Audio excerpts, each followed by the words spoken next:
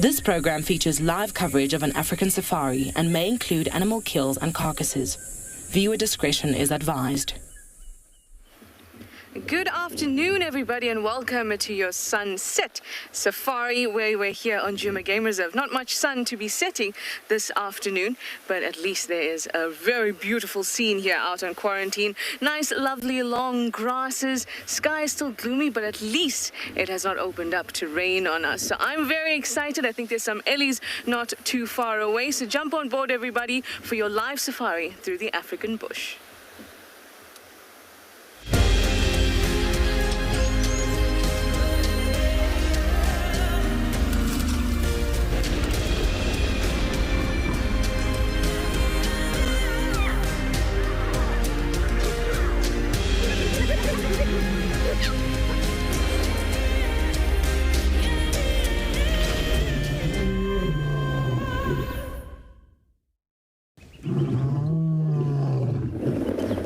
Saying to you, the wind has died down a little bit, but just in that moment, I think. Hi everyone, welcome aboard. Like I said before, my name is Trishal and I have Darren on camera with me this afternoon. Now, we are cruising about. I did say to you that I wanted to go to Wildebeest Dam to start off with, and I will. I just heard that there were some elephants around because Tristan had passed them. Now remember, like I said, live safari, and it's your safari, so use that hashtag WildEarth or @FC on the YouTube chat stream, or you can even go to our website, register, and then you can use our question box. And for our lovely kiddies, you can use kids questions at wildearth.tv. Now let's have a look for this big bull. I see our usual suspects, the impalas, and I've been wanting to see elephants so much, but I didn't get to see them just yet. Veronica, you say that you hope that I find some playful elephants today. Thank you so much. I really do appreciate that because you all know how much I love elephants. My favorite sighting of all time, always a good elephant sighting. I don't see our friend just yet. We're going to have a good look around though. With the tall grass and the bushiness, your eyes have to become accustomed yet again to searching in the wild. Hi guys. Let us just have a look at these impala. And just stay still for a moment. It's when you stay still that things can be revealed to you out in the bush. Now, if you're wondering what the weather is, it's 22 degrees Celsius here on Djuma, or 21, and 72 degrees Fahrenheit. Actually, I might have gotten that a little bit mixed up. Either way, let's have a look at what's going on weather-wise at all our locations and see if I was wrong or if I was correct.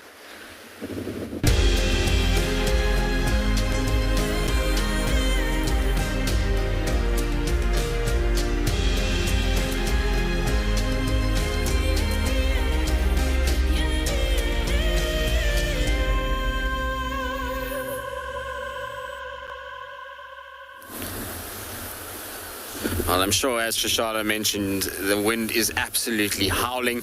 It is pretty miserable weather for a game drive. It's probably the worst conditions you can have is seriously gusting wind.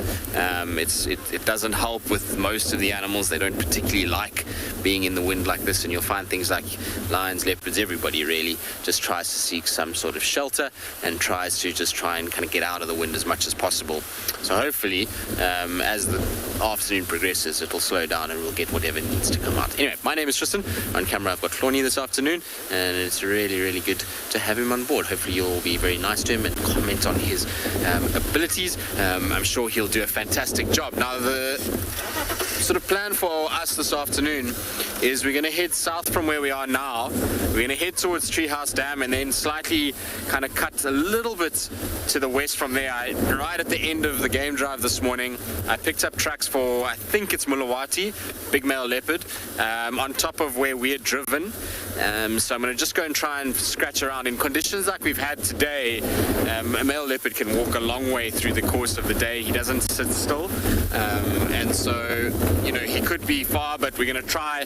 There's a lot of places where we can't drive, which makes it complicated, and tracking isn't that easy, but you know what, you got to give it a chance. Failing all of that, I'm going to head towards Chitwa again, because this morning we had tracks literally on every single road of Chitwa was a track for either a male lion or a female lion. So we're going to go just try and scratch around. It seemed to look like there was evidence of a lioness going back and forth towards a drainage line. So I wonder if it's maybe not this lioness that's got the cub that's on Chitwa. So we'll go and scratch there and see what we can find. But those are the kind of two plans that we've got this afternoon, and hopefully this will kind of work out and we'll get one of the two. Anyway, it's not just us that's out and about. Let's send you across to Johan so you can say good afternoon.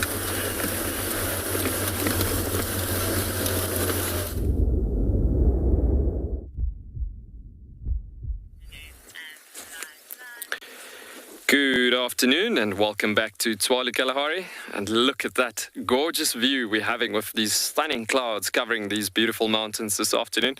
And we're just once again in a complete different area this afternoon. As you can see this afternoon, it's me, Johan, behind the camera is Morgan, and we are here in the southern sections of the reserve a bit this afternoon, trying to find some of the prides of lions as we spoke about them yesterday afternoon. And so just looking at these gorgeous mountains in this area mixed up with a nice woodland environment, and so it is a gorgeous environment that you can see. It's quite a nice mixed veld area, mixed up the mountains here. Typically a nice area for the Kalahari desert lions to be roaming in and so on. So as you can see those beautiful cliffs, Morgan, if you can send us to those mountains a bit closer there, you can see there's beautiful, beautiful cliffs on the other side there, and just a bit of a background story of how these mountains came aroused and everything. It's literally coming down to, as you can see, that sort of, it looks like a flat face on the mountain itself, and that flat face is a rock shiftment that's been happening as there was a lot of folding and faulting happening in these mountains. So Tswalu Kalahari was under water as it was an inland ocean many years ago, and so you can see from that inland ocean, these mountains arose as these earth plates were gliding, crashing into each other, and that is literally just breakages of these plates that was shifting and sliding over each other. So you can see a very nice example. And so as time went on, vegetation came along as you're literally looking at this particular environment with the mountains. So a very nice combination, and so different as opposed to what we've seen this morning over this particular reserve that we obviously on. But yeah, coming from that area to something completely different this afternoon, trying to find some more desert lions this afternoon.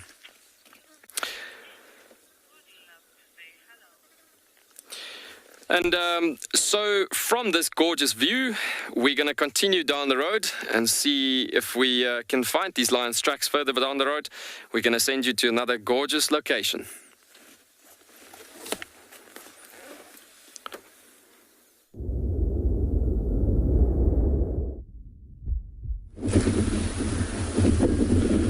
Good afternoon and welcome to a still windy and beyond Ngala, everyone. And look what we have managed to find. First thing up, we've got a beautiful herd of Wildebeest, as well as a rather large bachelor herd of Impala.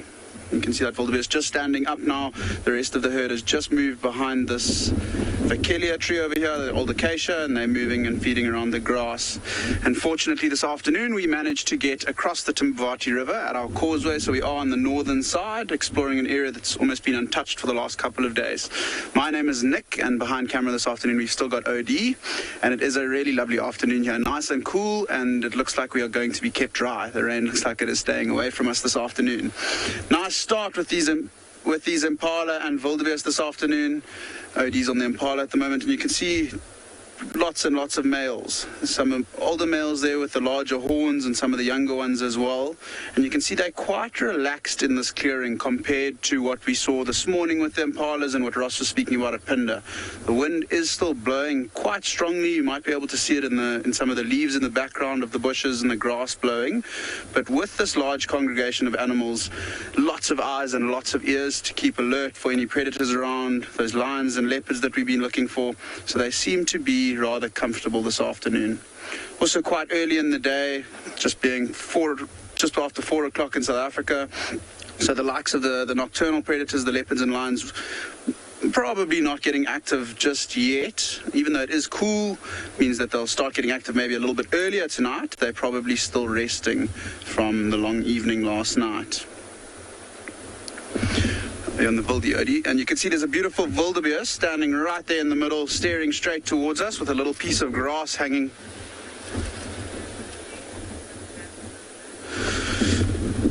So in terms of the bachelor herd, that's going back towards the impalas, and there's quite a big difference between the ages here. You can see if Odie goes to those impala far on the right, you can see he's almost got his second twirl in there, and they're quite wide.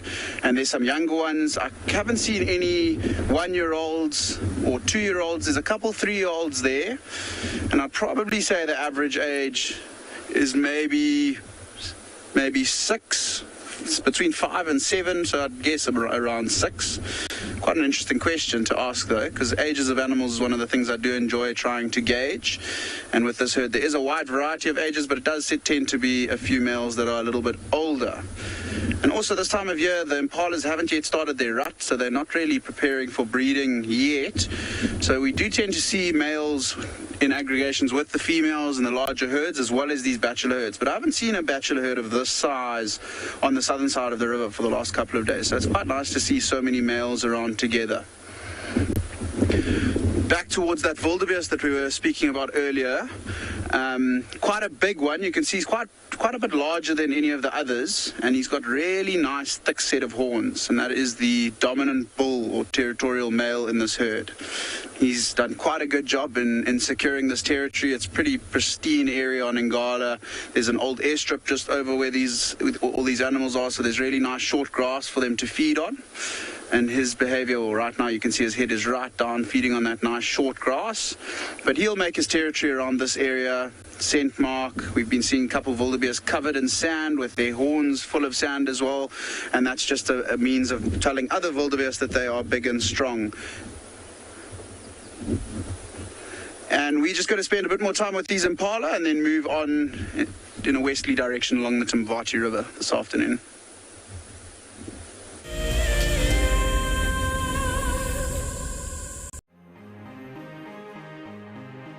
Hi, I'm Sue. I'm from South Africa, and I'm the incredibly lucky winner of the Tswalu competition. Tswalu has so much to offer, but we're really looking forward to the game viewing options, as going out with a personal guide who has so much knowledge will just be exceptional. Motsi Lodge looks absolutely amazing, and we're so looking forward to spending time there. It really is out of this world. I only registered as an explorer towards the end of January, so when the email arrived stating that I was the winner, it took me totally by surprise. I'd just like to thank Wild Earth and Tswalu for this most incredible prize. It really is a dream come true. Wild Earth Explorers, it's in your nature. Oh, my dear, I do find you most attractive when you're covered in bird lice. Oh, Charles, I love it when you peck at my head and clean the bird lice off me. Let me say hello to Barry here. Hello, Barry. I'm just going to examine you for some bird lice. Charles, I don't know if I'm comfortable with that. Oh, all right. I shall look for bird lice on myself then.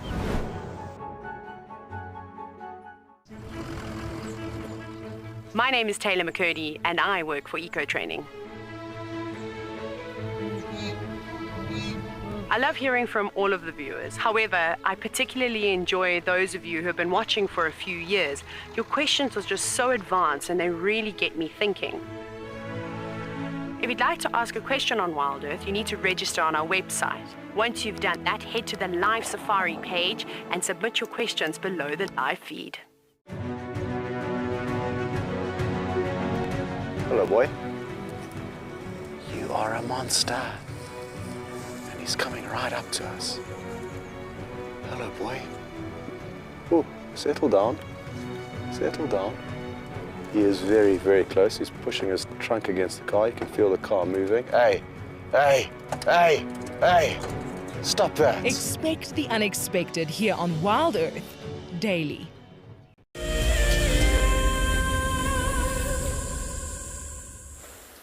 We've managed to find this beautiful elephant bull that was just on the western side of quarantine, peacefully minding his business and enjoying this lush vegetation that we all are enjoying as well out in Djuma. In these summer months, you'll often find, especially, well, obviously summer months being our wet season around here, that's when you'll find that elephants will mostly be eating grasses and, of course, fruits, marula fruits. And we've been seeing the marula fruits in the dung for so long now, and so much of it. But other than that, grass would constitute the majority of their diet from actual green vegetation. And then in the winter, it becomes more of the leaves. So they become more browsers, picking leaves off plants and bark. Now with all of the abundance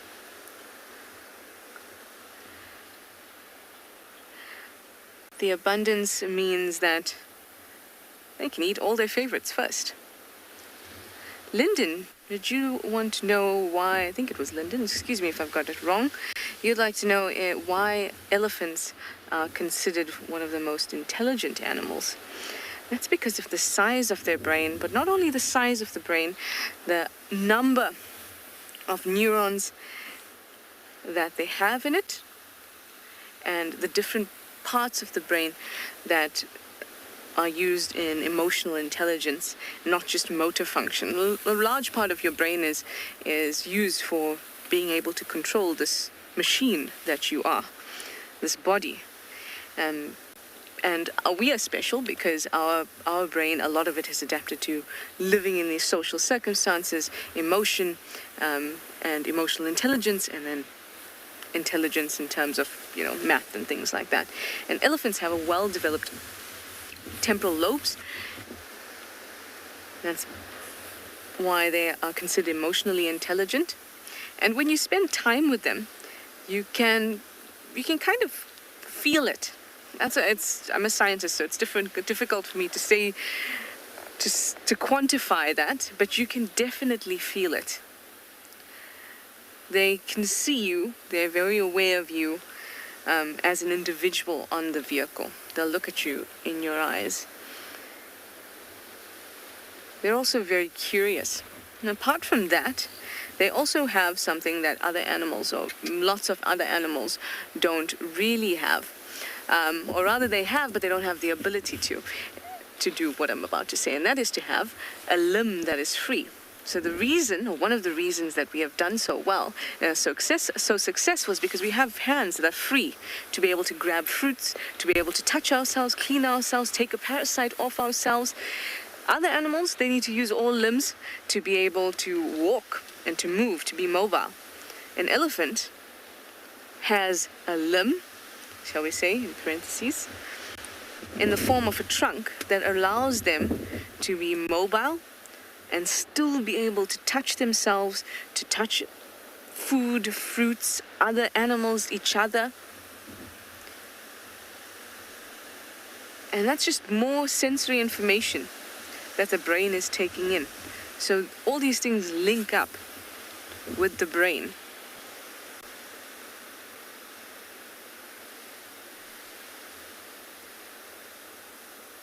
It's gorgeous, gorgeous animal. So magnificent. Christine, you'd like to know what's happened to his ears. That is a fantastic question. This ear is a little bit better. It's kind of complete, just a few tears in it, but the other ear is the one that Christine is talking about, which is very, very tattied. Of course, it doesn't want to show us that ear. Don't be embarrassed by your tatty ear. Oh. That may be a result of play as a youngster, getting caught in thorns and other sharp bits in the bush, branches, things like that, and then being torn. And you can see, if we look at the ear that's not too beaten up, the skin around it, see it how it's hanging off there like a tablecloth? That skin is so thin that I can see very, very easily how it could be nicked here and there, and how painful that must be too.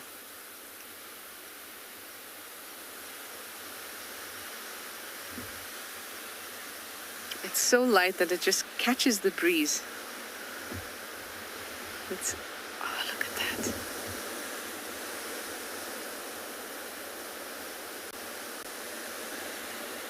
Look at how the wind is working for him, because it's still quite warm. The sun is out just a little bit, but he puts his ears out like that, and those big blood vessels behind the ears, that nice cool wind hits the back of the ear and then cools that blood. That's why it's necessary to have that thin skin.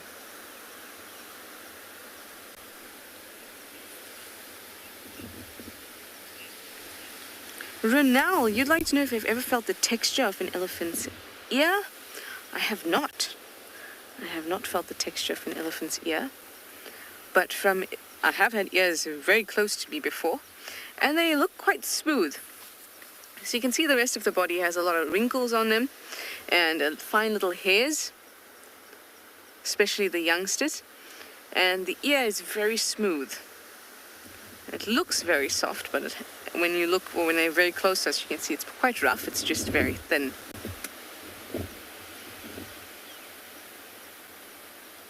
Look at that. What magnificence.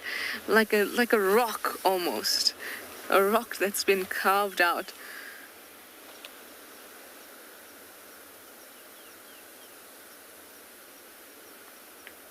He is very much a gentleman, this boy.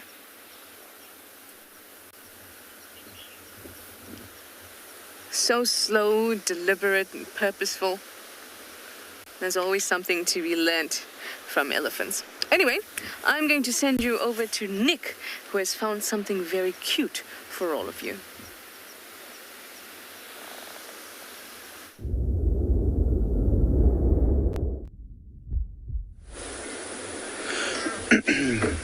Welcome back to And Beyond Ngala, everyone, and look what we have managed to find.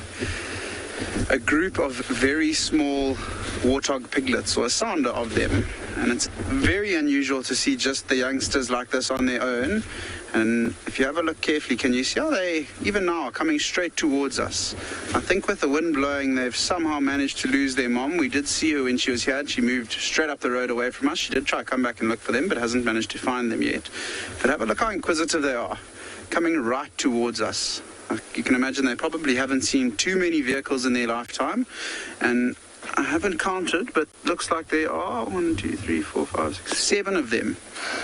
Amazing to see them out here at this time as well, and you can see how they've grown up. So 7 of them, there were 2 moms, so probably 4 with one mom and 3 with another one. Maybe one of them has been snacked on by one of the predators that we get around here. And look how small they are, even in that long grass in the middle of the road. You can barely see them. So at this time, they'll be able to sneak around quite unsuspectingly. However, with them being so tiny and with the wind blowing so much, when mom has moved off, they're really struggling to pick up on where she is. And at a time like these, when these little warthogs might become quite vulnerable, have a look at their tails. As soon as one decides to run in one direction, tails up, and they all follow. As soon as that one stops, they all stop and stand dead still.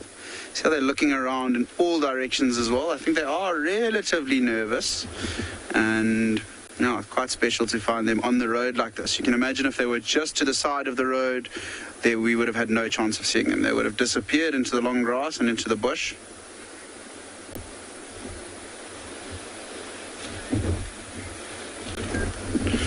Yes, I didn't copy that question, but yeah, it is beautiful to see them still huddled up. And you can see they are starting to relax a little bit now, but still a little bit unsure of us and everything around them.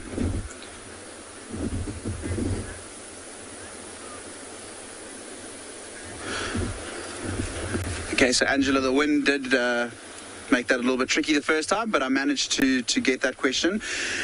There is a chance that they could have all been born in a similar period, maybe in a week, 2 weeks. But if you look on that one on the far right, and then the one just to the left of that, can you see how the one, oh, it's just disappearing. Actually those two just left of the one on the road, they are quite a bit smaller. So there could be maybe a week or 2 week age difference between them. As I mentioned, there were two fully grown females here, so probably two different litters. But yeah, I would say relatively similar time, within about 2 weeks. Look at that, as they go into the grass, they just disappear. You can see literally nothing now. Hoping that they do start to run somewhere, and then you might just be able to see the tips of their tails popping out of the grass. But it's amazing to see how camouflaged they are, and that will be a blessing for them because they are able to hide away from all the predators that are around here. But it's also a curse because animals like leopards and lions moving around, the warthogs just won't be able to see them and then might become a little bit more vulnerable. So they have moved off into the grass and into the bush. I don't want to start my vehicle right now because I am hoping that the two mothers come back. I don't want to scare these babies off where they get too far away. We just want to be a little bit sensitive towards them. But on the road, OD, there is also quite a cool bird that hasn't moved, which I'm very surprised about. It has been in that exact position since we started.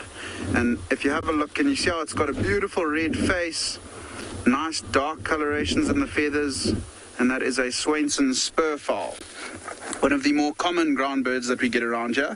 And you can see it's a similar size to those warthogs in terms of the height and where they are able to see. So for this spurfowl also coming onto the road allows it to just be able to see a little bit better and scan around for anything that may be worrying it, from snakes to birds of prey, pretty much anything. And having a look at the road as well, you might be able to see just in front of it the little bit of a glare coming off the clouds and the sun.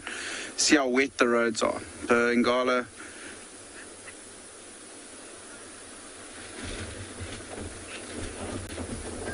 but we're going to stick around here for a little bit longer and send you over to Johan, who's got another small creature to show everyone.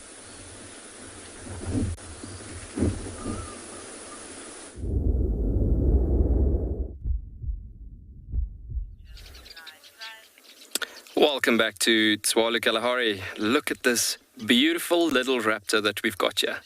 So as we just arrived at this block where we're looking for these lions, we suddenly found this beautiful, beautiful Pygmy Falcon.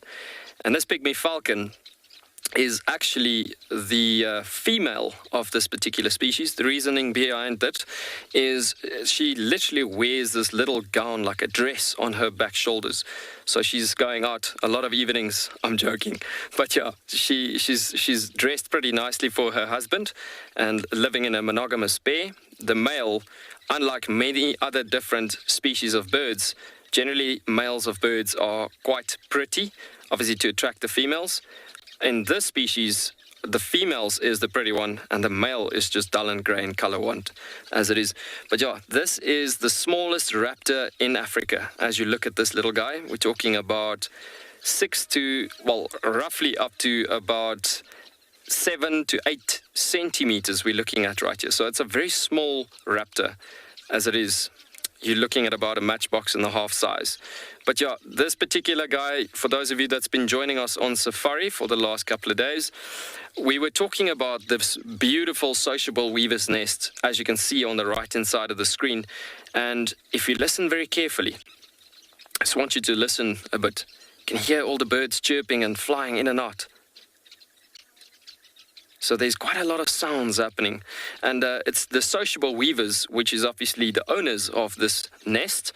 They are alarming quite dramatically alarming for this Pygmy Falcon that's at home now, because they do have potential little birds of babies in these nests, and they possibly thinking, yo, he might be actually hurting them. But at the same time, they do host this Pygmy Falcon, as I've mentioned the other day. And so it goes, where you get like vacant rooms in this housing formation, so you'll have like where they will host the Pygmy Falcon, obviously as one of the 3 to 5 many different species of birds that they will host. For instance, look at that little face, guys! Isn't that just so gorgeous? And bright, beautiful little red legs. The male is generally, like I said, quite grey on his back.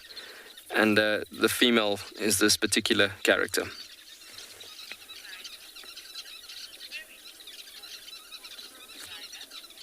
Cold Cider, you are commenting that this is a very cool bird.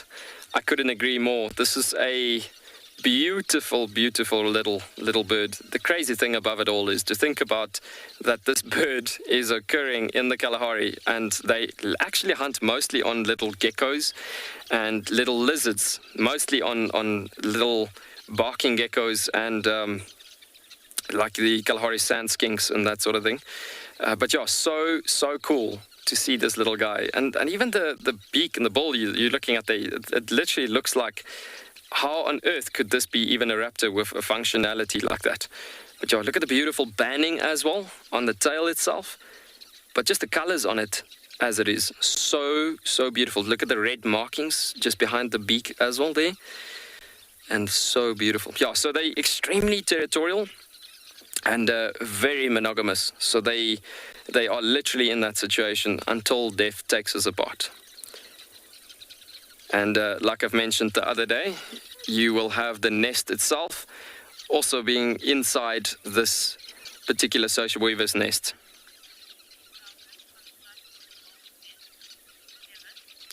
Kevin, you've just asked if a Pygmy Falcon can construct its own nest. So what will generally happen is there will be, like for instance, something that would have happened to a couple that lives in one of the rooms of this massive hotel. And as that room goes vacant, the Pygmy Falcon will come and investigate, and he will fly into that little hole. He checks it out and he sees, okay, this is quite a nice opening. The birds allows him to be coming in to that room because it doesn't link to any other rooms in the hotel. So then it gets to a point that he will then, by his defecation of his feces, it will get to a point that it will come as in a hard structured a structure basically. It just leaps over the entrance of its particular nest. I will have a look further down the line if we get a cool example of a Pygmy Falcon nest inside one of these Sociable Weavers.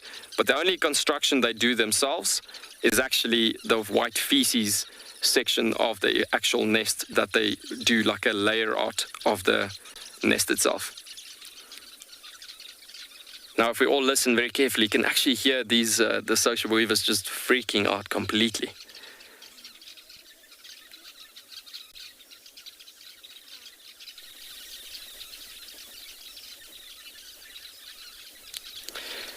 Yes, it's so awesome.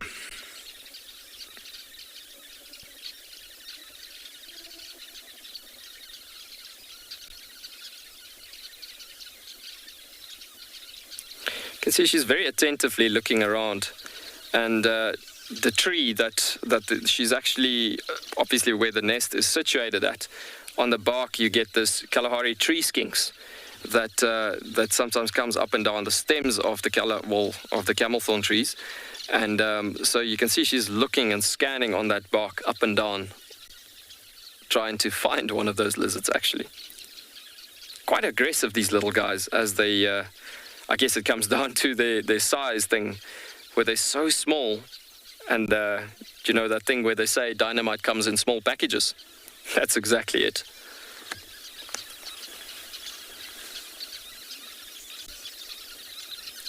I've actually seen a sighting the one day where we were driving.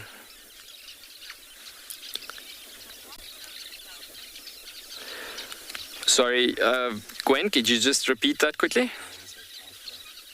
Where is her? Yeah, so Gwen, there was a question, where is her partner?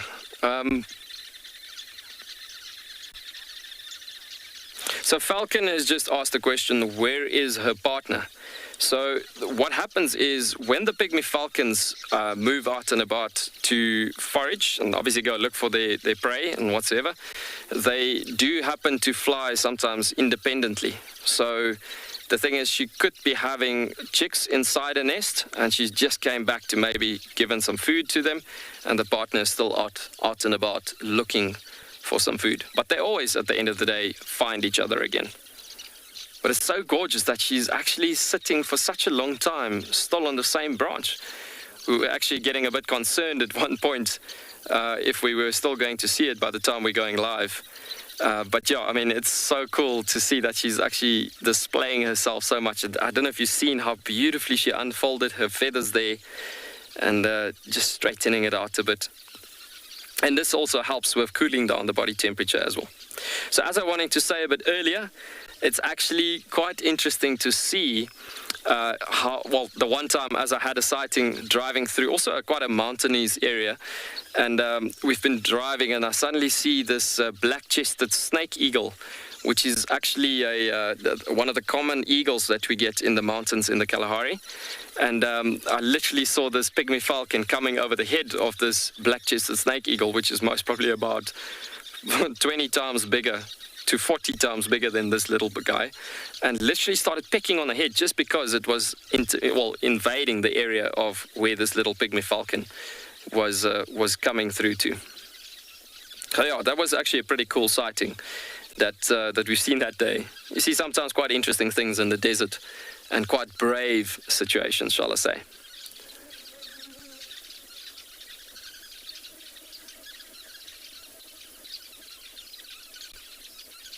I just love that banding on the tail. Hey, it's so beautiful.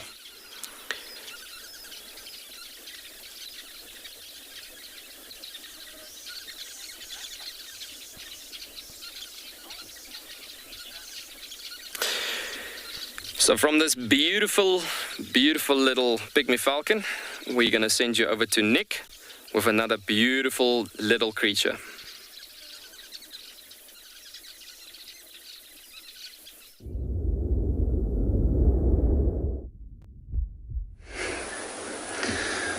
So look at the beautiful bird that we managed to find here at and beyond Ngala.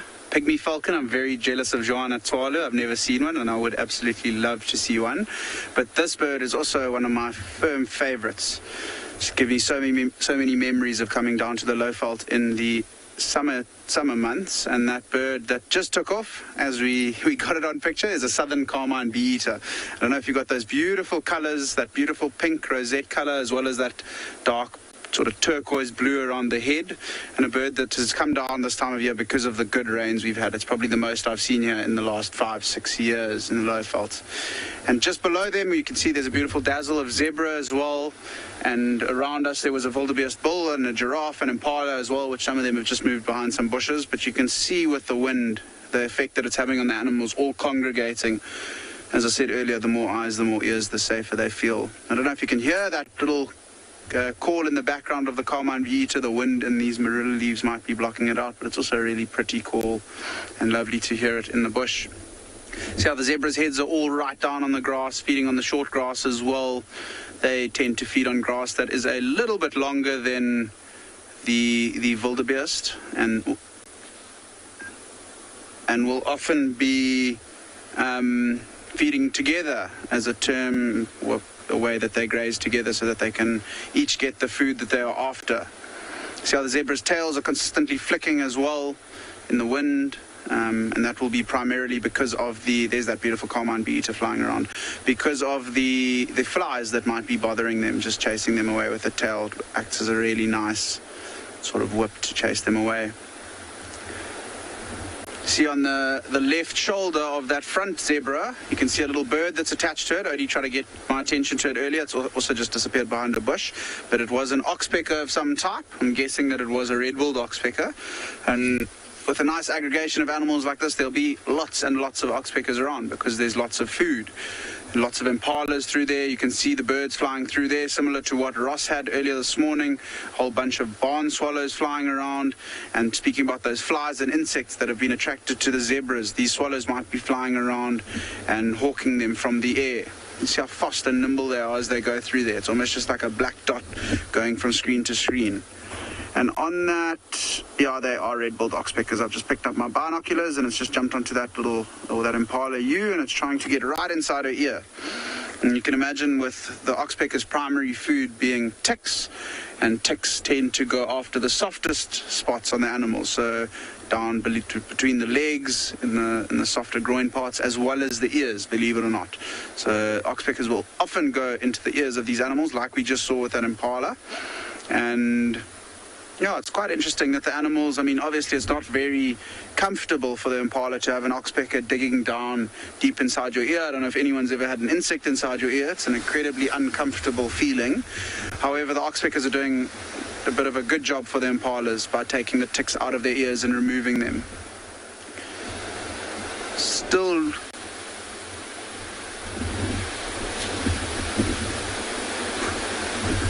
So we are going to stick around here and see if we can get a view of that giraffe. But for now, we're going to send you over to Tswalu, who's got a larger herbivore.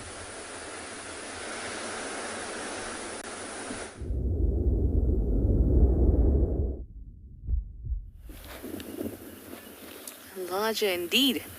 Largest. We found a few more elephants in a similar area around Quarantine. And there's a tiny little one too. They're not totally relaxed because of the wind, but I must say more relaxed than I expected. I think let's just move a little bit forward so we can get them. See if we can see that little baby. The little baby, however, is probably the height of this grass at the moment. But we'll still... Oh, I see it. Let's get a gap here. There we go.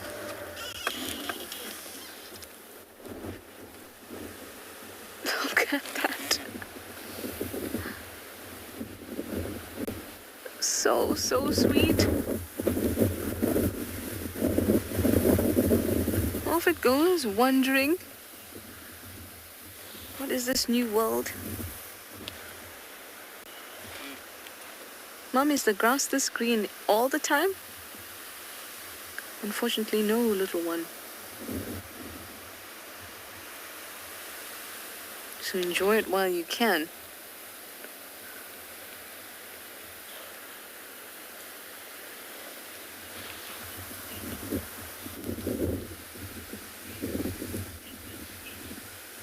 Edna, hi and welcome aboard. You have an excellent question. You'd like to know if elephants are browsers or grazers. And why I'm so impressed with that question is that for you to ask it, you must know what browsers and grazers are. So grazers are animals that eat grass. Those are animals we're most familiar with. Horses, cows, domestic animals like that are grazers. Or in the case out here in the bush, zebras, buffaloes, pure grazers. And browsers are those animals that browse from trees. They pick off leaves and eat in that way. And elephants are mixed feeders. So they'll sometimes browse and they sometimes graze. That meaning that they'll sometimes just eat all the grass, other times just eating leaves, also eating fruit, also eating bark. So they have quite a well-rounded herbivorous diet. Also, they love water, so they're always drinking and eating and drinking and eating. And to maintain their weight, you can see why it's necessary. And everything that goes in has to come out. So apart from a huge amount of food that enters them, they also defecate equally large amounts.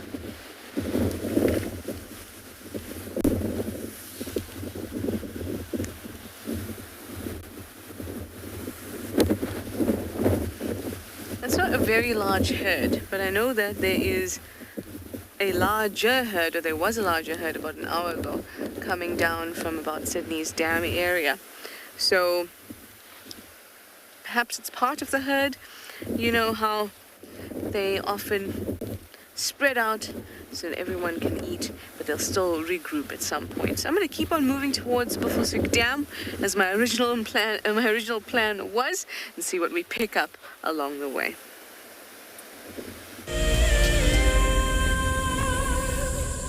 It's no secret that nature can heal. Some of our Wild Earth viewers are finding solace in the outdoors close to their homes during lockdown. This is how I keep myself busy during lockdown. Beautiful little jumping spot. I love walking in the open spaces near my home. Provides a moment of peace in a crazy world. This is my fire escape with some of the birds I get to see. That's what it's like in New York City during lockdown. Being in nature helps me to cope with the challenges of life and helps me to be humble and grateful. It's magical watching everything turn into a winter wonderland as the snow softly falls. Been doing lots of walking, dog walking, outside at parks. This is my Ridgeback Drake. Our little slice of paradise is a provincial park called Hopewell Ross. Connecting with nature is critical to stay positive during these tough times. Wild Earth encourages you all to find time to escape to nature. We stopped as the dusk was settling and there was a zebra mare underneath the bush. She was lying down. We didn't really know what was happening, and then we saw it. Everybody, there's a zebra giving birth there. There's a zebra giving birth. This is a zebra giving birth. Look at that. Look at that. Oh, you clever mare. Well done. It's born, everyone. It's born and it's alive and it looks fine. This was, of course, an unusual sighting. Normally, herbivores like impala and wildebeest and zebra will give birth during the middle of the day. This is when their predators like lions and hyenas are fast asleep. But as this little foal took its first steps, the dying embers of the day had just gone over the western horizon, and it was just the time that the hyenas and lions were starting to get active and go out foraging. This is why we didn't light up the sighting, of course. It may have compromised the zebra's eyes and at the same time attracted those hyenas and lions to the activity.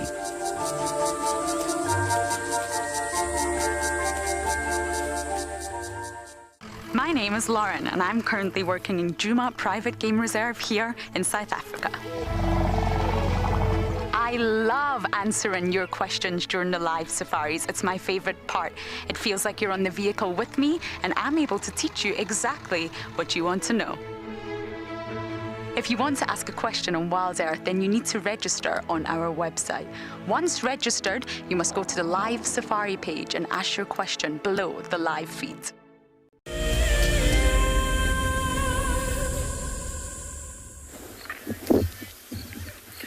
Good afternoon and welcome to a very windy Phinda Private Game Reserve. We have just come across this beautiful elephant bull, quite a young bull, but really, really awesome to see. It's actually one of the animals I wasn't expecting to see on such a windy day. They prefer to keep out of the wind, find a nice thicket, but you can see this guy has found himself in between some trees and just happily feeding away. If you look closely at his eye,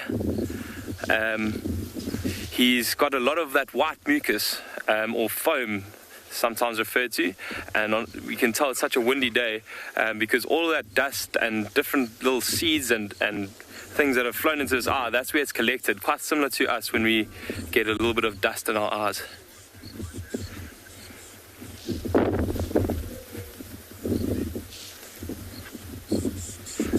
You don't usually see that much of it all collected at once. And this looks like it's here. But my name's Pete, and behind the camera today we have Simon. And we've got a very, very windy day out here at Phinda. You can see the grass and the trees are all blowing all over the place, and I'm sure this elephant is not going to move around too much today. You can see he's just slowly feeding.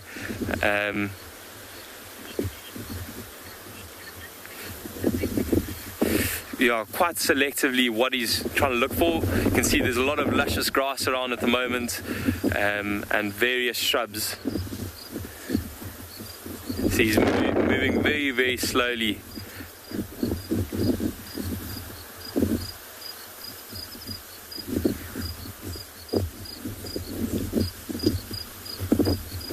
Really beautiful when he looks at you like that. You can see that trunk just facing us.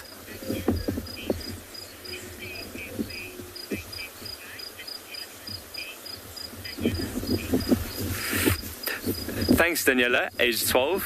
Very, very good question.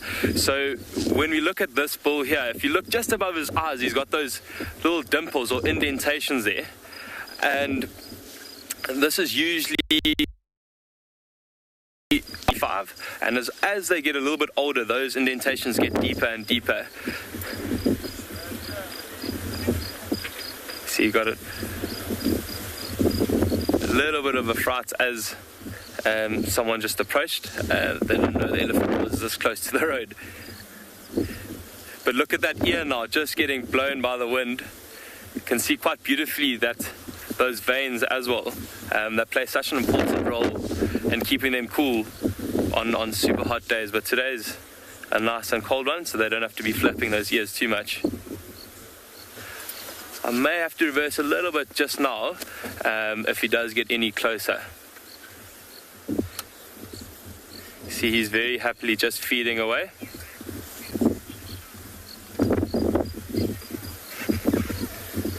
We're just going to sit here for a little while and watch what this elephant bull gets up to, and we're going to send you off to Tswalu, who's on a mission.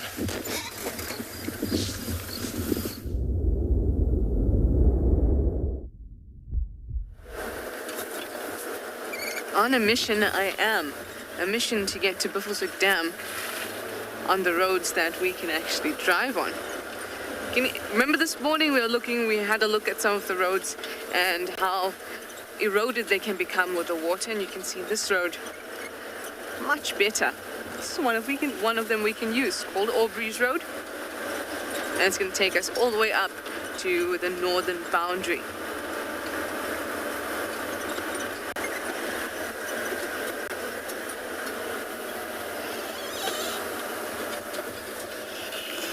So at Buffelshoek Dam, don't have any expectations. Bacon, you'd like to know why are we told not to look some animals in the eyes? I have also heard that, and when I was taught this as a youngster, because I've always been interested in animals very, very much, so when I was told that, it was because it may be seen as the move of an aggressor. So you are trying to assert your dominance over this animal. For some animals, it's true. Like I know with gorillas, you want to be very subordinate if you're a human and you're mooching around with them, or going on one of those tours where you can see them. You want to put your head down and not make eye contact. But I must say, I haven't met any gorillas, and in my experience out in the bush, I have not found an occasion where if I looked an animal in the eye, it created any kind of aggression. What does happen though is that you really come up into a situation where you feel that it's such an aggressive situation, you feel so intimidated that you look away, but it is a kind of a natural thing. So I've been intimidated before by the presence of certain animals, especially the first time that I saw the evoker males and them walked right past the vehicle. And it was the first time I'd been that close to them. And when that had happened, I felt intimidated, and they were looking straight at me. And my natural response, I didn't have in my head, oh, I shouldn't look at them because they're going to jump on me or anything like that. Nothing like that. But my natural response, this fear response, was to just lower my gaze. So somehow I feel that it's more an animal thing. If you don't want to engage with an animal because you are feeling intimidated, then you shift your gaze, as opposed to it egging an animal on, or calling it towards you for sort of malice. I don't think so. But I do know that with some animals, it is preferable to lower your gaze. Like I said, gorillas. You might lose me just briefly, hopefully not. I'm just going on a dip.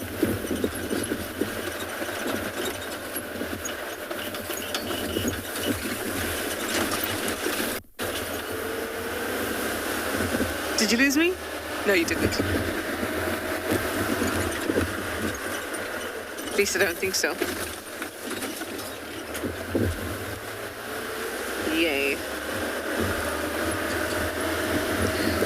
So, almost at a Baltic Dam. Like I said, no expectations of what I may find there. So I'm open to it all. So missioning on, and I'm going to send you over to Tristan, who's also on a mission.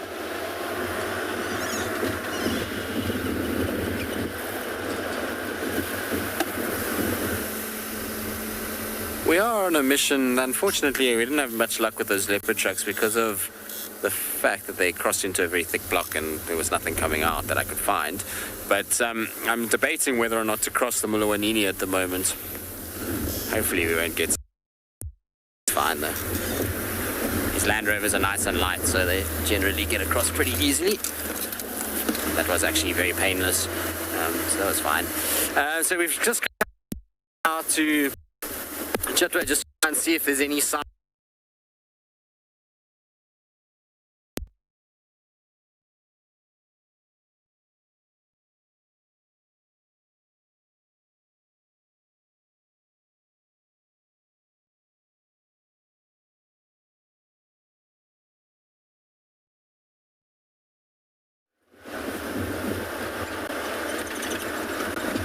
Clearly he's on such a mission that even the signal can't keep up with him. You know what that means? You know what I think that means? I think that Tristan's going to find a cat. That's what it means. He's on fire. He certainly had the energy when we started drive. The fiery Tristan energy. It's always great. I love when we start driving, we're doing our checks, and we all are just having a ball. That's what it was like this afternoon. Oh, well, that's how it's like all the time with Tristan, actually.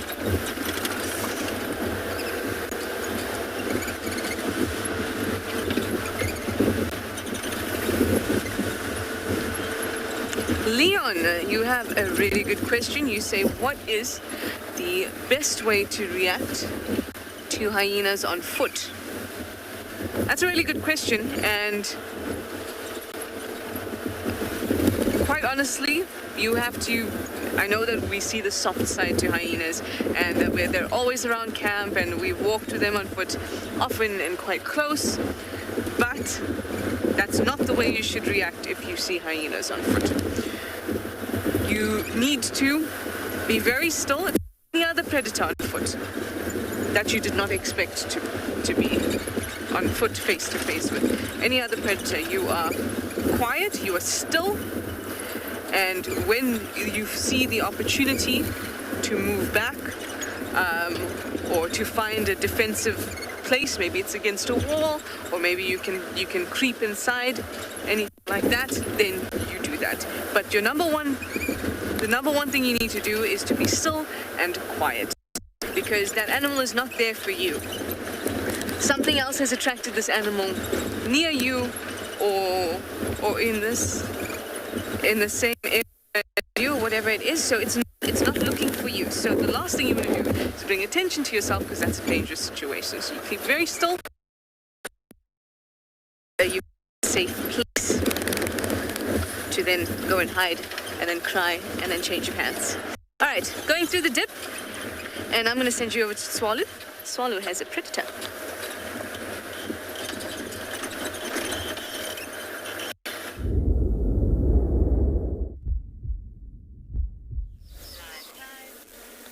Surprise, surprise, look at that.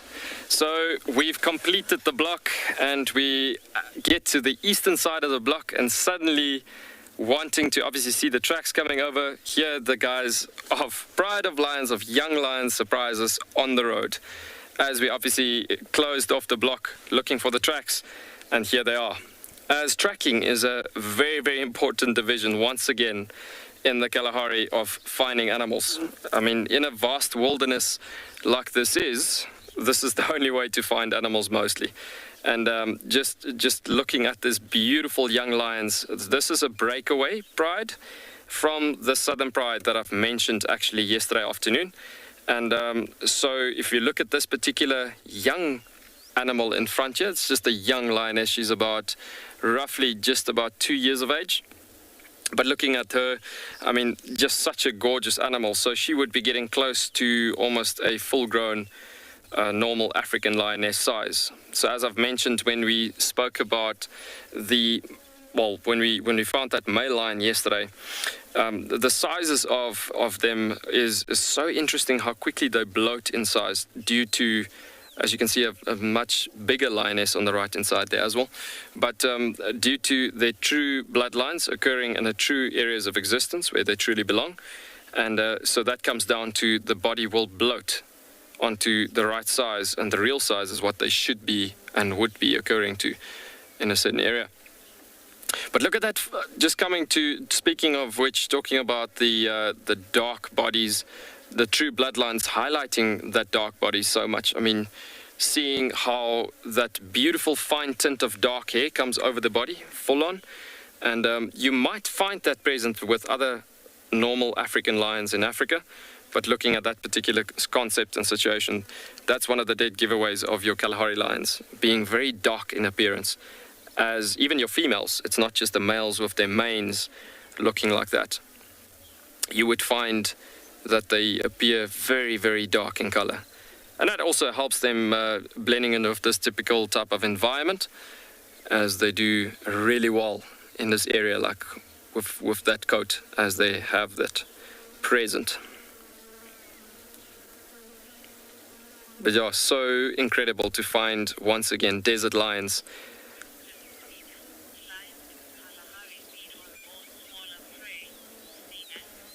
Sinak, you just asked if lions in the Kalahari, or your desert lions, would feed on much smaller prey. Sinak, actually quite the opposite. As I've mentioned yesterday afternoon, it's quite interesting. They form very big prides out here in the Kalahari. And so it gets to the point that as they form these big prides, it will get to a situation where they, obviously, teamwork, family units and partnerships is a way to survive again. So it gets to a point that teamwork, family unity in this situation will then get them to successive levels of taking down giraffe, for instance.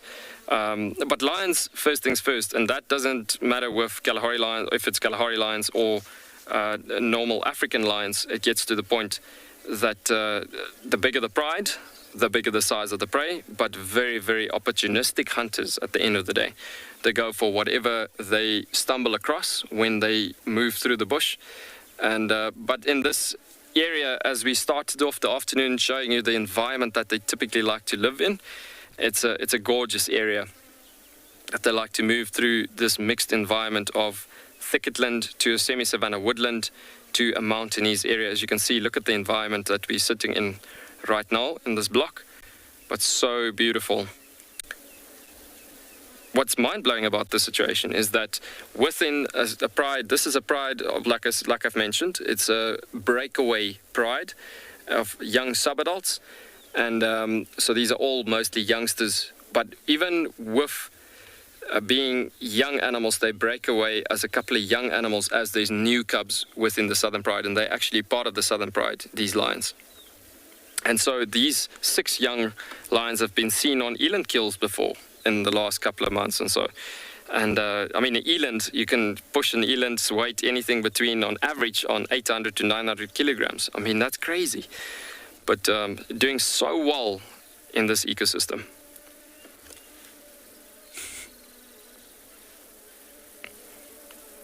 Just a bit of a exhaling, peaceful motion happened there.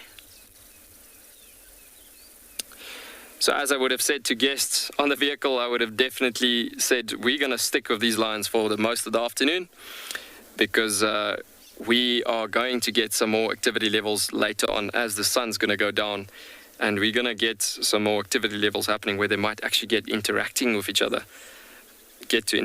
other, which would be so special.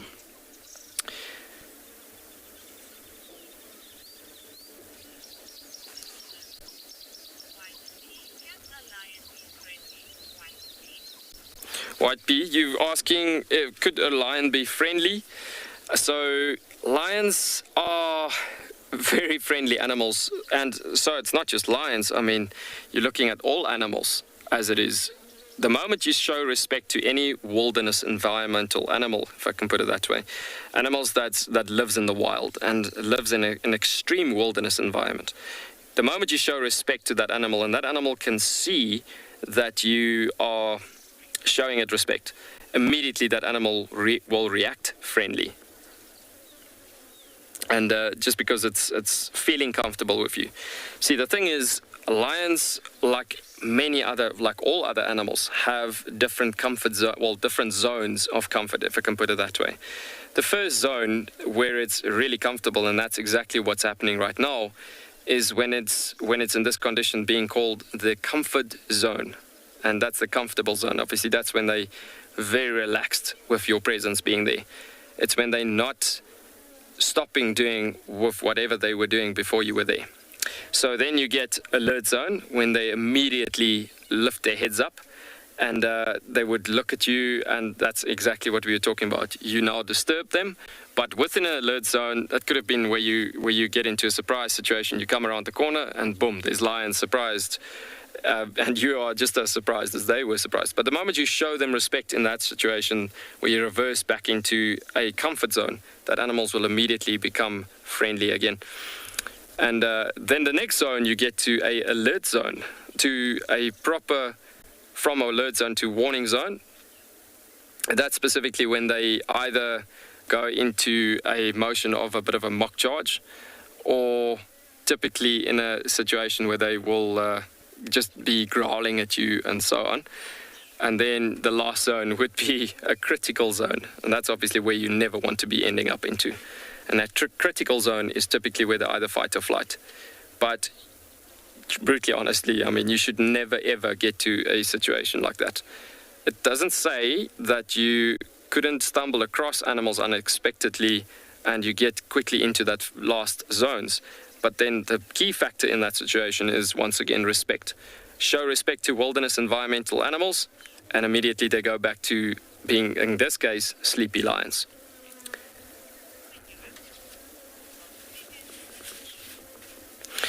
Look at that beautiful, beautiful animal. Man, just so gorgeous. It's nice. Actually, it looks like the flies were actually irritating her, but there you can see it's crawling all over her neck there.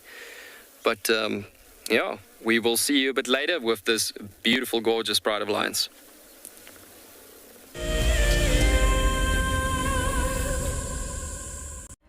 Do you dream of traveling to a far-flung wilderness location where life continues as normal?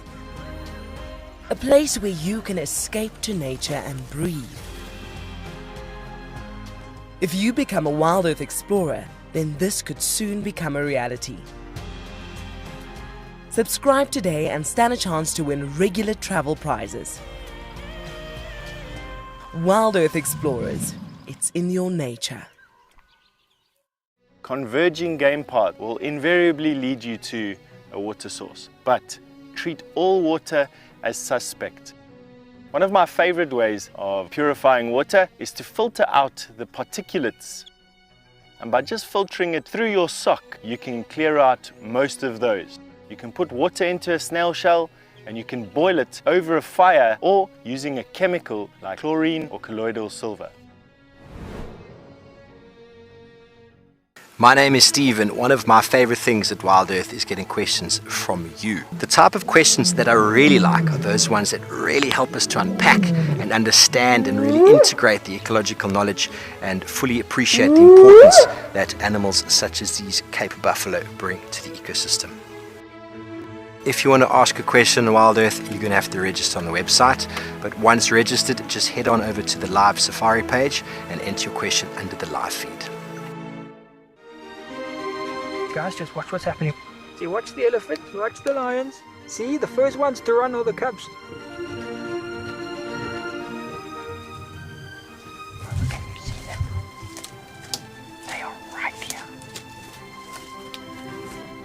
I'm not sure how scared you were, but I was quite nervous.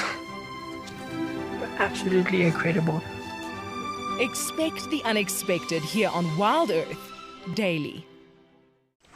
Hi, I'm Kyle, and I come to you live every day here from Tswalu Kalahari in South Africa. My favorite bird has to be the Sociable Weaver. The enormous nest that they create, their survival tactics to inhabit these harsh and unforgiving environments, and as well as their complex social arrangements is truly remarkable. And the interconnectedness with the ecosystem shows us that we are too. Catch up with the guides daily here on Wild Earth.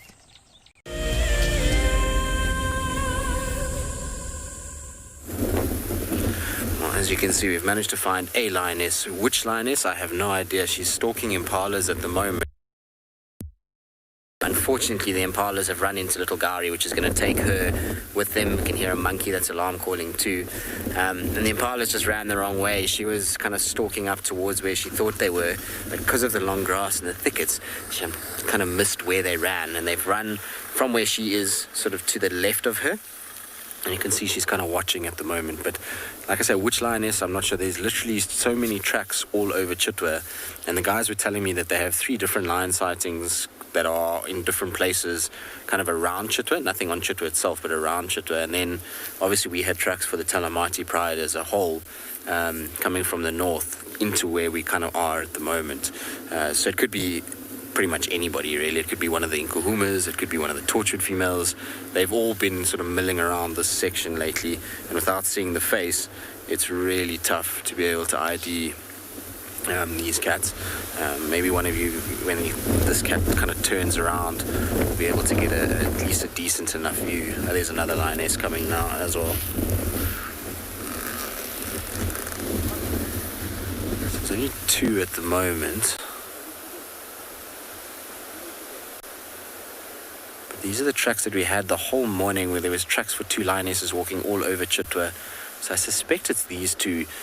It's not the tracks that we had for the Talamatis, because I don't see nearly as many lions. And we know the Talamatis are a pretty sharp bunch when it comes to hunting, particularly in these kind of windy conditions. The last time I saw the Talamatis hunting in conditions like this, they killed 3 wildebeest in about 30 seconds. So I'm not 100% sure who these are. Like I say, so far I've only really seen bottoms. It's when they kind of are able to actually show us their faces that we're going to get a better appreciation of exactly who we've got in front of us. So is that one with one eye, blind eye? Maybe it is the Talamatis.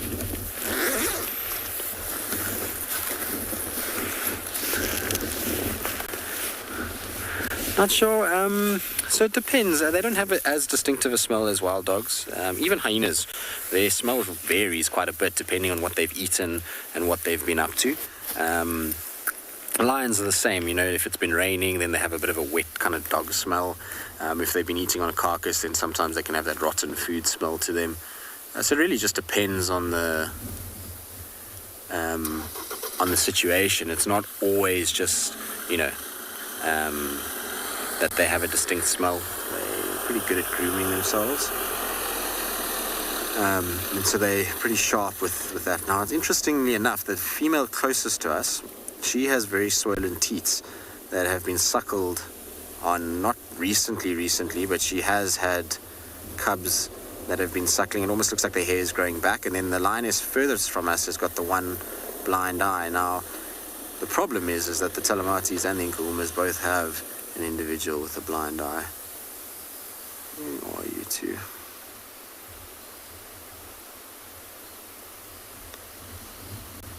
I think they're going to flop down now. Unfortunately, they missed those impalas, so I think that's it. They're now going to lie in the main road and essentially block everybody from moving around. Often when it rains like this, a reserve, because it becomes so quiet, they pretty much just lie wherever they want to. And this is what I would have expected from lions this afternoon, is that they would have been out on the roads and then using any opportunity they can to hunt. Leopards will be the exact same. With the wind howling the way it is, it provides the perfect foil for them to move around without these impalas knowing that they're coming, or whatever prey animal knowing that they're coming. So I'm not surprised that we're seeing activity. As I was saying earlier when we were kind of tracking leopard, is that in weather like this, the cats move so much that, you know, they kind of, because there's no heat during the day, they can kind of move around as much as they want. All right, well, we'll sit with them. We'll see what they get up to. In the meantime, though, let's send you across to something that the lions would like to eat.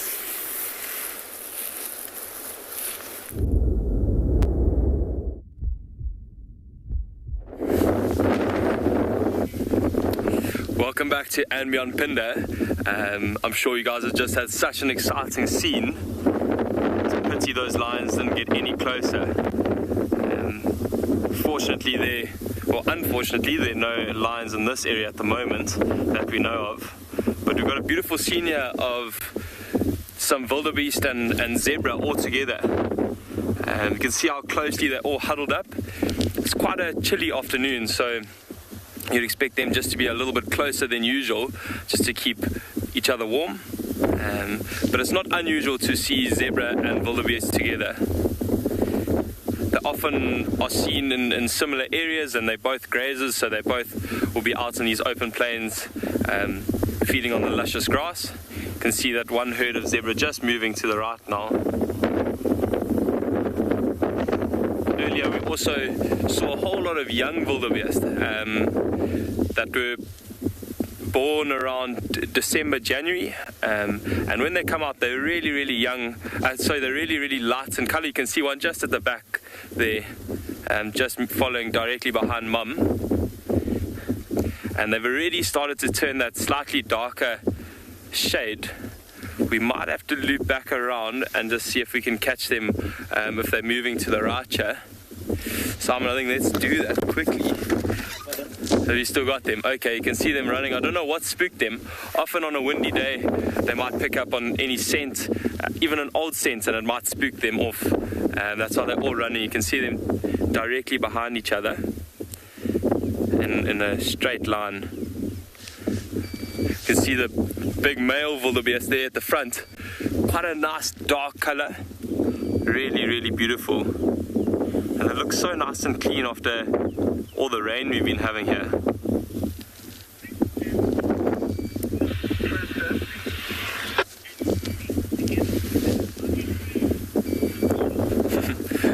Not sure. I'm not too sure if they're friends. They're more like colleagues. They work in the same area. Okay, I'm going to reverse a little bit and carry on answering your question. They are just often found in similar areas because they feed on the same thing, and also you can imagine with the more eyes out, the easier they are to see predators, such as that lion that you guys just had with Tristan. Look at that, all of them in a row there, very, very beautiful.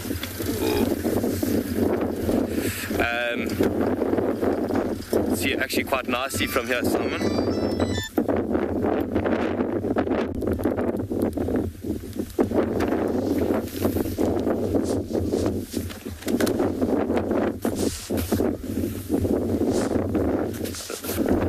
Very, very beautiful. You can see them all walking in that straight line. These open plains in the background. Really perfect habitat for both wildebeest and zebra. But back to your question, you can see the wildebeest have also kind of stuck together, and now the zebra are a little bit further behind. So although they do spend a lot of time together, it's not all the time. The wildebeest seem to have been a lot more spooked than the zebra today. You can see those two young wildebeest. They're only a couple of months old, and they already got those small little horns pushing through, and already starting to turn a lot darker, and that mane getting quite a bit longer.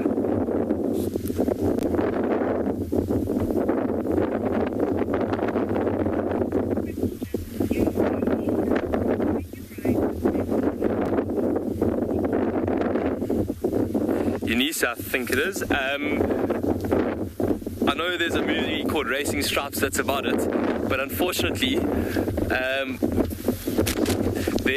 we cannot ride zebras. They have have a lot weaker back, and they're not quite designed the same way horses are.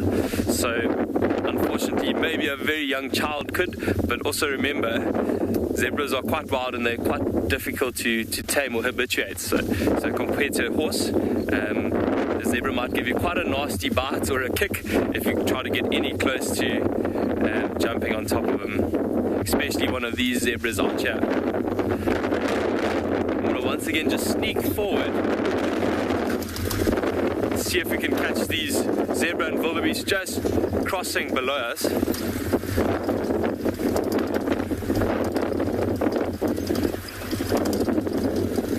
So we're going to send you off to Johan with his relaxed lions that he's apparently got, and we'll see you later.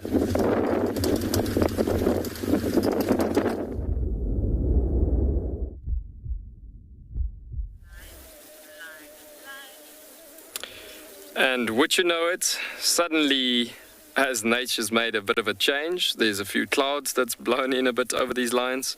Suddenly a few yawns came about, and the next moment heads are up and they're starting to move by the looks of it. Now the thing is, with animals in a desert environment, and even in the semi-desert environment, they need to react as soon as temperatures and climates changes. There's another beautiful big yawn. And so the thing is, once there's change in nature, they're going to go with it. Again, it's to do with energy consumption, and when they're utilizing, they need to gain energy from that utilization event happening. Can you believe it? Full-blown pride of lions, sleepy to on the go. Let's move.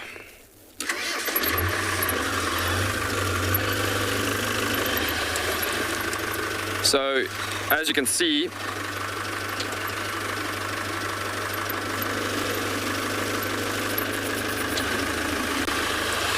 Leanne, you are such a young person asking such a beautiful question. You're saying, what other animals are lions actually afraid of? It's actually other lions. You see, you get situations where lions are in competition with each other, and then you get situations where they're in competition with other predators as well. And so other predators like hyenas, or even big herbivorous animals like elephants and rhinos. But in the Kalahari, oh, look at that interaction. So cool. Listen to that sounds, eh? So beautiful. So in the Kalahari, you're dealing more with big animals like desert animals, like mostly other prides of lions as it is. And so, yeah, I mean, it's just incredible thinking about how they need to look after each other. And that is the other reason why lion prides become so beautifully big and such big prides, actually. But yeah, such gorgeous animals in that situation as it comes through. So folks, there's going to be another vehicle coming to join us in the sighting. So if you do hear an extra noise, it's just another game viewer.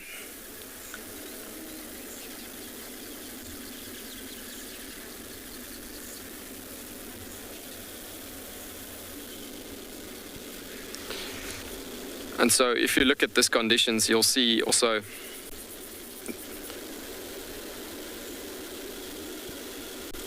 Morgan, you have just asked, have I ever walked into a pride of lions while I was tracking? Now Morgan, that happens quite a lot actually.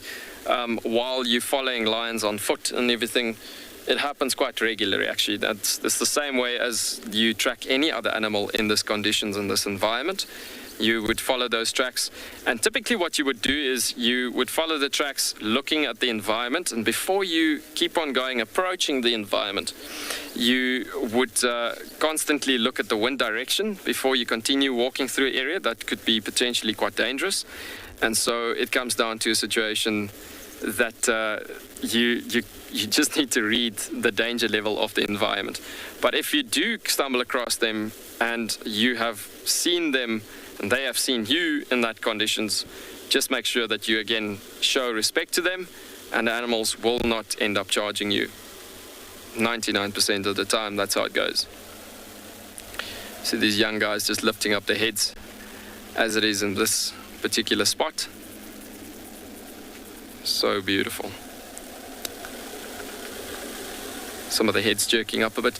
So as I've just mentioned, looking at the conditions and these clouds that suddenly came over us, they got a bit of their hopes up, actually, due to the fact that those clouds were cooling down the temperature dramatically, actually, at that given time. And as these clouds have just moved over again, the sunlight came over so quickly, and they just discovered, you know what, let's try the next shady spot. But these lions are pretty hungry, and what's going to happen is they're going to move until, well, as soon as the temperature is going to drop again, we're going to see the similar type of behavior happening. We're going to send you over to a beautiful elephant herd.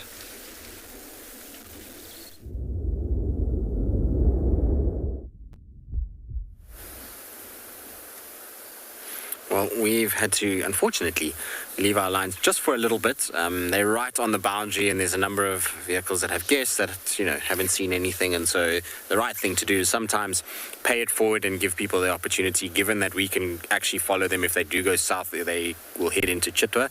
And if they stay where they are, obviously we can still watch them. And if they go north, they go into Djuma.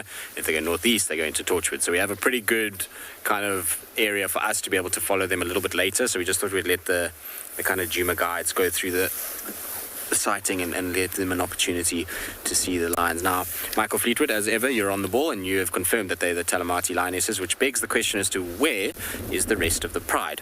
Obviously, we had tracks for multiple individuals. It wasn't just the two lionesses this morning. The young males were part of those tracks. So I suspect that the rest of them are somewhere close by. That's why I'm just sitting with these ellies now. Often with elephants, normally, if you don't have the wind like we have right now, you're going to have a situation where you can hear what's going on around you. So if there's an alarm call, like a squirrel, a bird, something like that, whereas, you know, and then that will give you an indication of where the rest of the pride may be. In this situation, we're not going to be able to hear too much, but sitting with the ellies, you never know, maybe the ellies pick them up, the wind is gusting, and so it's very, very possible that the ellies themselves show us some sort of indication that the lions are close by. They are very responsive to lions. You'll find that their ears will come out, they'll kind of lift their heads, and their whole demeanor will change. You can see right now, ears are quite flattened against the body, tails are hanging very relaxed, and they're essentially just eating marulas. That's all they're doing. But if a scent of a lion drifts onto where they are, you'll find that all of a sudden they'll stop feeding, they'll turn in that direction, they'll lift their heads, trunks will go in the air to try and get as much of the scent particles as they can, and they'll then become far more aware of what is going on around them. Look, she's going to push the tree.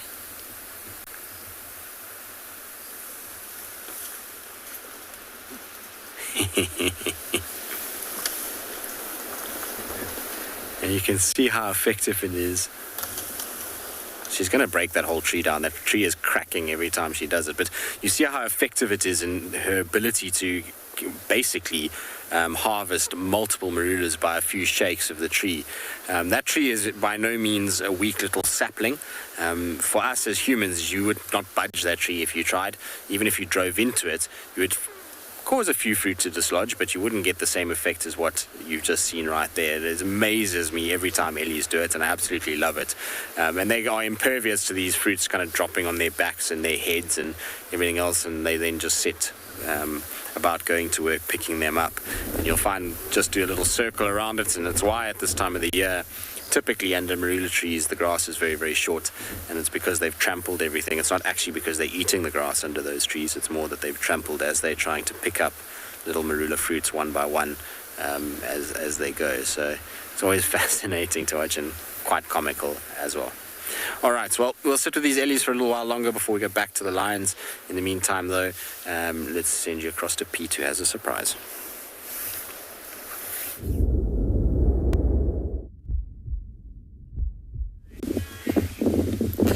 Welcome back to and Beyond Phinda, where we've found these three little zebra foals.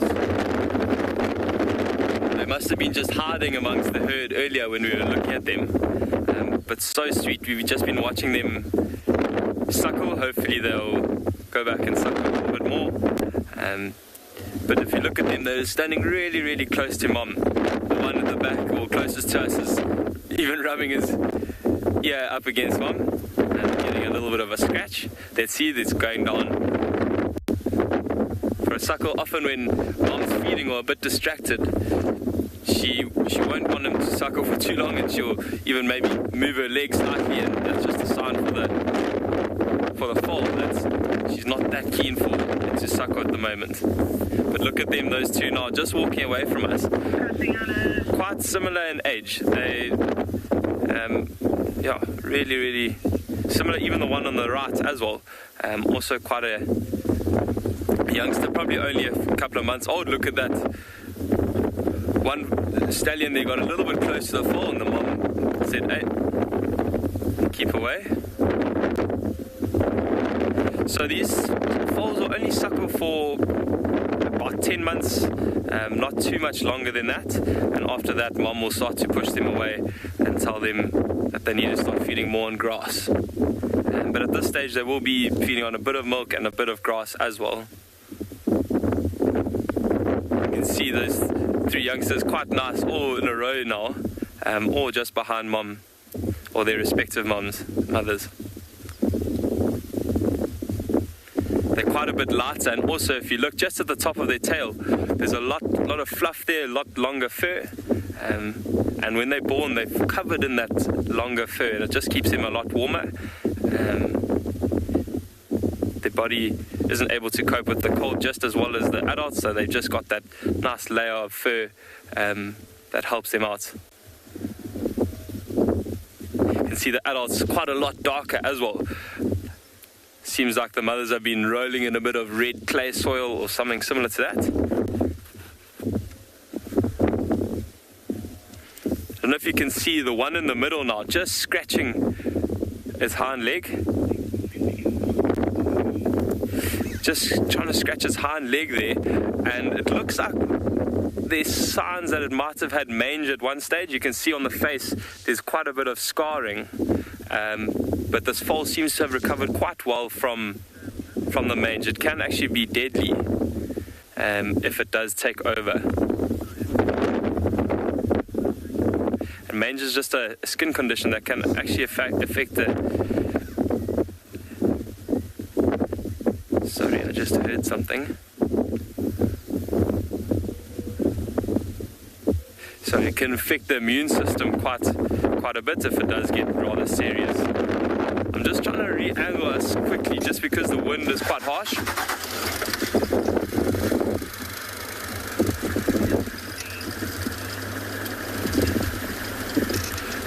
Munda, in this circumstance, it's very possible that they have the same father. You can see all three of these females are quite close together, so that probably means that they're part of the same herd. And it's quite possible that all of them came into estrus at the same time, and the stallion mated with them. Unlike the wildebeest that we've been seeing, zebra don't have a particular time of the year where they give birth, so it's quite unusual to see three foals at exactly the same age, or within probably a couple of weeks. They can give birth at any time of the year. But it does seem like these mothers have timed their birth quite well, with just the rains coming and all this luscious grass enabling the foals to grow really, really quickly and get all the nutrients they need. Look at the one in the middle there, just trying to suckle a little bit now. Let's see if mom... Yeah, mom's doesn't mind it too much. You can see she's constantly on the lookout as well. She knows how vulnerable her foal is, and that's also one of the reasons that they will spend a lot of time with the other zebra and wildebeest, just with extra eyes out. They know that a young foal like this has many, many predators out here. Such a beautiful scene we have this afternoon.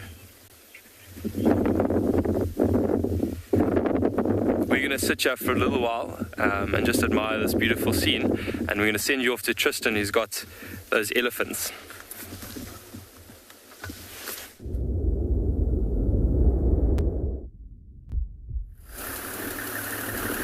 Well, our Ellies are still feeding off all of the marulas that they managed to somehow push and make a drop.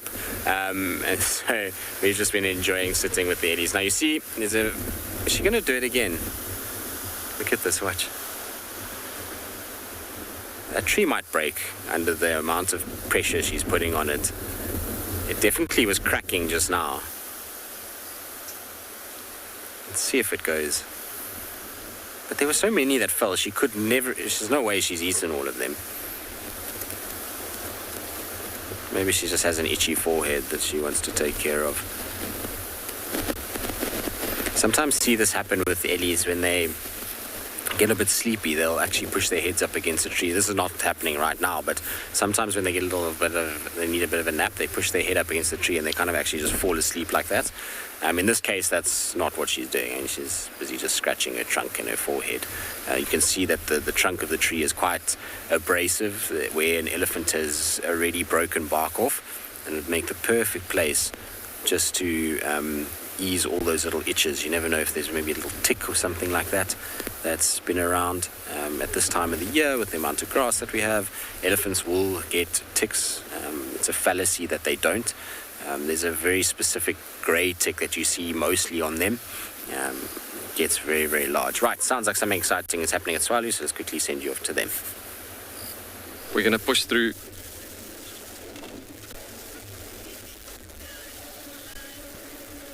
So welcome back, guys. You can see these lions have just got up again. Something caught their attention, and immediately there's hunting behavior flanking out, coming through here.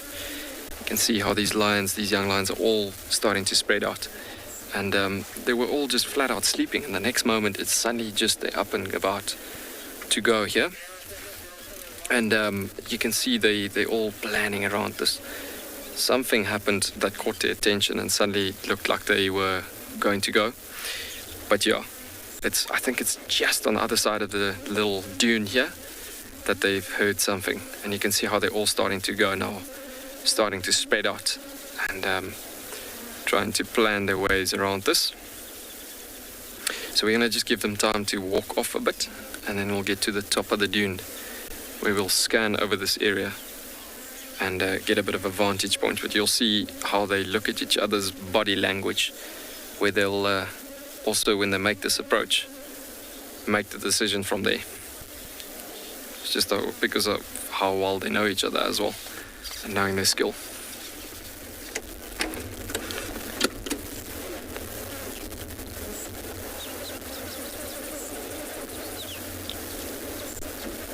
You can see how this young male is just scanning over the other lions and see they're looking for their movement. When they were cubs, they were playing a lot with each other.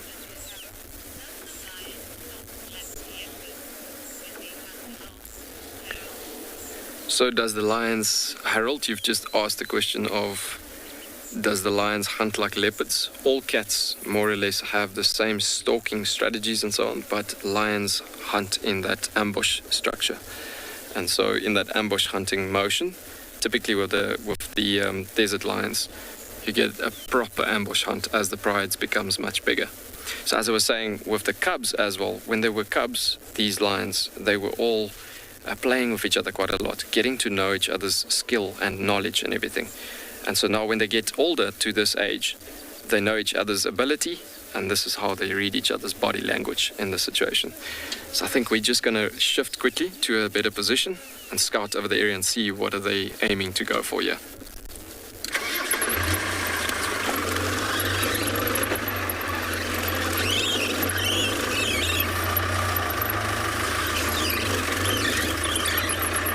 Where's she gone?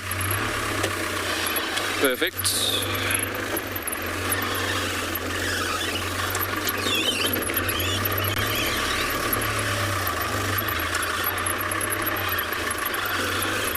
Okay, so you can see these lions are basically coming to the rise of the dune here, and they're all moving out and about.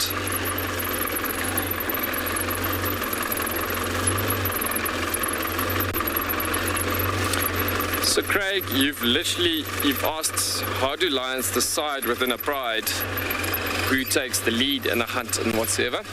So prides of lions gets led by a specific female or top females within the pride, main females. Look at those ears going flat on that female on the top there. And that's your most dominant cat. That basically would get to a situation where you'll find they make the first move and then the rest will obey.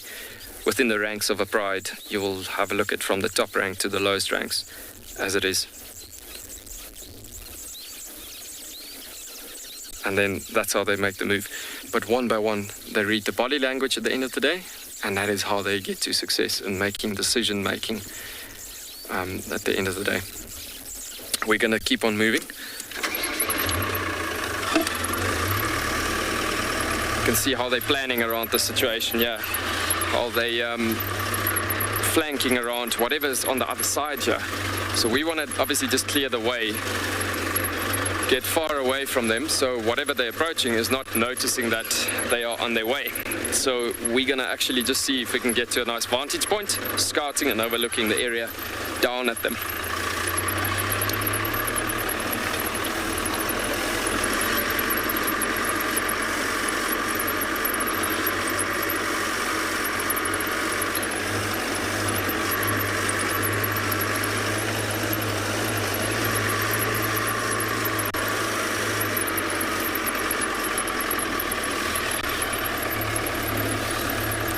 Original Dragon, you making a comment there saying they look very keen to hunt. I couldn't agree more. Once again, it's really looking good, these conditions. And I mean, the temperatures it's gone back to what it was earlier, being quite warm and everything. And as you can see, these lions have just flanked out from that Sociable Weavers nest. And that's why the Sociable Weavers have just flown out from that position over there on that side. So they're coming through, they're passing through just behind that tree line. So we're going to just hang tight here and just watch, because we're going to get them approaching this area. Now I cannot see yet what they're going for. I can't see, the grasses are so dense in this area, so I can't really see what they're heading for here. But this is so cool that we're watching a live hunt happening in the Kalahari Desert. I mean, that is so special. So as you can see, Morgan's trying to find them there in the trees. There's one lioness coming through. And there must have been a sound or something that they would have heard in this area. Now we're in a very gorgeous vantage point here. And you can see they're coming through, flanking out in this area. So this particular lioness that we focused on now, she could actually come up to this dune top where we're standing on the foot of this dune top, and she might just scout and scan. As you can see, she's looking further directions, focusing down towards that side, possibly getting into a situation where she could get to a better visual of whatever they've been hearing coming into this area. Now the potential chances are that they could get into a herd, bumping into a herd. It could have been a herd of red hartebeest, or could have been eland. Just judging, looking at the area itself, there's some fantastic sweetgrass species in this area, and this is what's happening in this situation.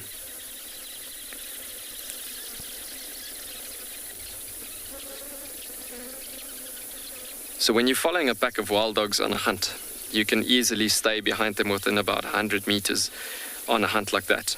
With cats like lions, you've got to keep your distance or create a bit of a vantage point for yourself so you can scout over the area. With dogs, they don't mind you following in a certain hunting sighting or so. But with lions, you gotta be a bit more clever about it, because it's just a different hunting strategy and technique that they're making use of as opposed to the dogs. So it is so much different as opposed to the dogs. And this is why we're making use of this technique, getting a bit of a vantage point over here. Yes. These cats are truly so big and so tall and such young animals. But you can see the grasses are still growing sort of like over the shoulder heights there. And that's pretty crazy, actually, thinking about it. These grasses, I mean, some of their lengths are actually about up to roughly my shoulder height even. It's crazy. So these lions are coming past the camelthorn trees here, just aiming for the top of the edge of the dune here. And you can see it's purely out of a decision that they made in the sense of wanting to get a vantage point, almost similar to what we're wanting to do here. And so as they're in this situation, they can scout nicely over the area. See how cautiously she walks over to the top and walks over the area just, well, to get a good viewpoint over the area. So she can't just walk over the top, because whatever they were hearing previously, they need to walk in a sort of a stealth mode so they don't disturb whatever's on the other side of the dune. Check out those ears going flat. And then she tries to listen again. I don't know if those animals have moved off, maybe. That they were just running through the area earlier on, and that might have been what they heard.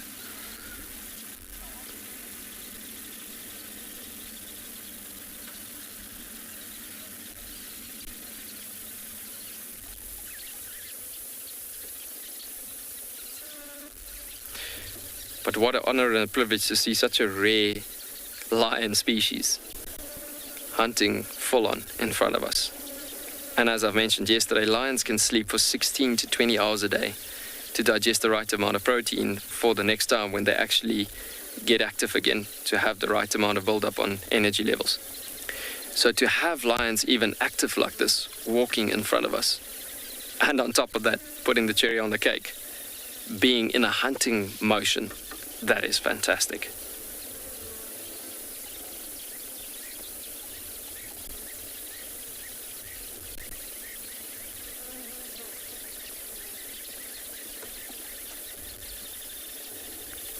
That gorgeous, gorgeous picture. I mean, the light is so harsh at the moment where it's still quite sharp, but so beautiful seeing that young male lion on the top of the dune scouting over the landscape.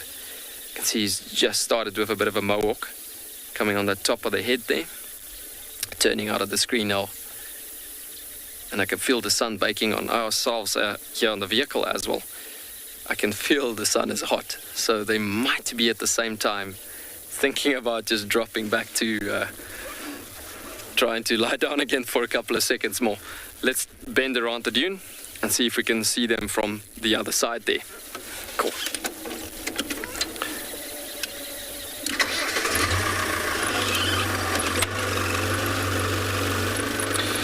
So we're going to send you over to Tristan, also with a Pride of Lions by the sounds of it, on a bit of a mission to possibly hunt. We'll keep you updated and posted.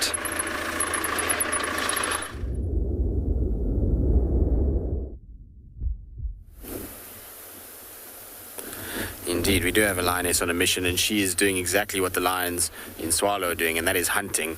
And she's close. She is not far from a big herd of impala and a number of waterbuck. So this should be a very interesting hunt. I'm interested to see which animal she targets here, whether she's going to go impala or she's going to go for the slightly slower waterbuck. We know the Talamatis love waterbuck, so it's very possible that she'll kind of go after them. Now, the reason why I haven't moved with her is because basically she's here on the right. Here in this area is where all the impala and waterbuck are. They kind of milling about not far from where we are. So when she goes, she's going to chase there, and I don't want to go forward now too much more. I will roll a little bit more forward, just because I don't want the impalas and everything to start pushing away from us because we're here. Ultimately, we want to give both animals an equal opportunity. Look, she's changing direction. I think she's going to come back, cross behind us, and she's going to go into so that she doesn't have to go over the road where she can be seen. It's either that or she's going to go the opposite way around. I'm just trying to see which way the wind is blowing. The wind is blowing away from her, or from them to her. So she has the wind in her favor in many respects. But I don't know, she seems to be just kind of recalculating. I think she's worried about this road. The road is what's worrying her. I don't know where the other lioness is. I don't know where the rest of the pride is. We haven't seen any signs of any other lion but this one. And what I'm hoping is going to happen is that one of the lions, either her or the other one that was with her just now, is going to loop around and then try and chase towards one another. It's what we saw when they hunted those wildebeest up at the dam cam a few weeks ago, is that they kind of went around and chased the wildebeest towards the pride. But in that situation, the whole was lying in wait. In this situation, You'll notice I'm not starting my vehicle, I'm just rolling slowly with the slope of the hill. That's so as to not really startle too many animals. But I also won't go much closer than this. Unfortunately, we're not going to have much of a view of her for now on this thicket. It's quite dense, and there's a reason why she's using that, is to try and negotiate her way to get a little bit closer to where these animals are. I don't know how she's going to get across this road, though. That's, for me, going to be the difficult part, I think, for her. She's going to need another teammate to get this right without being spotted, because once she's spotted and the alarm goes out, all these animals will run to the clearing, and she will have a very difficult time of it getting anywhere near her, these particular individuals. But if there's two of them and they operate together, or even if, like I say, the whole pride appears and they use each other, then we're going to find a much easier situation for them. So we'll go a little bit further forward. Of course, there's a bump exactly where you don't want the bump to be. Now, irrespective of whether or not I wanted to follow her, we can't, because we can't off-road. So it's just a game of kind of waiting and being patient and just looking and seeing where she comes out. We'll just have to keep an eye out behind us that she doesn't loop back around again, because she could also do that. It's possible. I don't see her at all. But that's not to say that she isn't close, because the grass is so long and it's so dense here.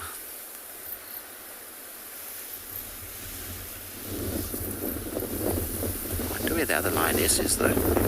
She must also be in this little area here somewhere. Let's just stop right here, because the impalas are right in front of us.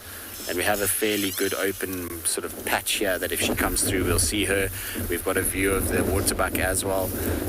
So we've got pretty much all elements covered here if she does decide to go. It's tricky when you can't see them, because you can't judge whether they or not they're going to come bursting out. But normally with lions is that they like to get really close before they go. Much like a leopard, they try and close the distance as much as possible if they're on their own. If it's in a situation where they've got the whole pride, then it's a little bit more kind of calculated and they sort of chase towards one another. But if it's just by themselves or in twos like this, they often try and close the distance as much as possible and almost become more leopard-like in their approach to hunting. They will start to sort of become more ambush predator than run and chase predator. Also depends on what they're hunting. You know, impalas are fleet of foot, so they need to be a little bit more kind of aware of that they can't be too far away when they chase impalas. Things like buffalo, there she is there. I can see her, she's facing the opposite direction completely. Just make her out through the branches. I think she's wondering where the rest are, so she doesn't want to hunt until the rest arrive.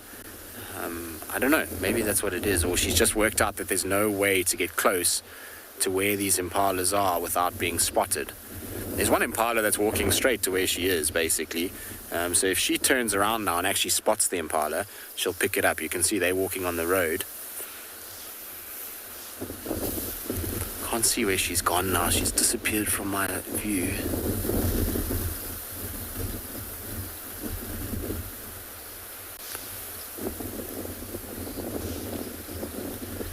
Miguel, if the rest of the pride hears it, then yes, they will have to share it. But something like an impala, I mean, it will be a brutal kill, because when the pride arrives and there's that many individuals on a very small carcass, there's just fighting and essentially, and this is going to sound really bad, but little bits of impala go flying.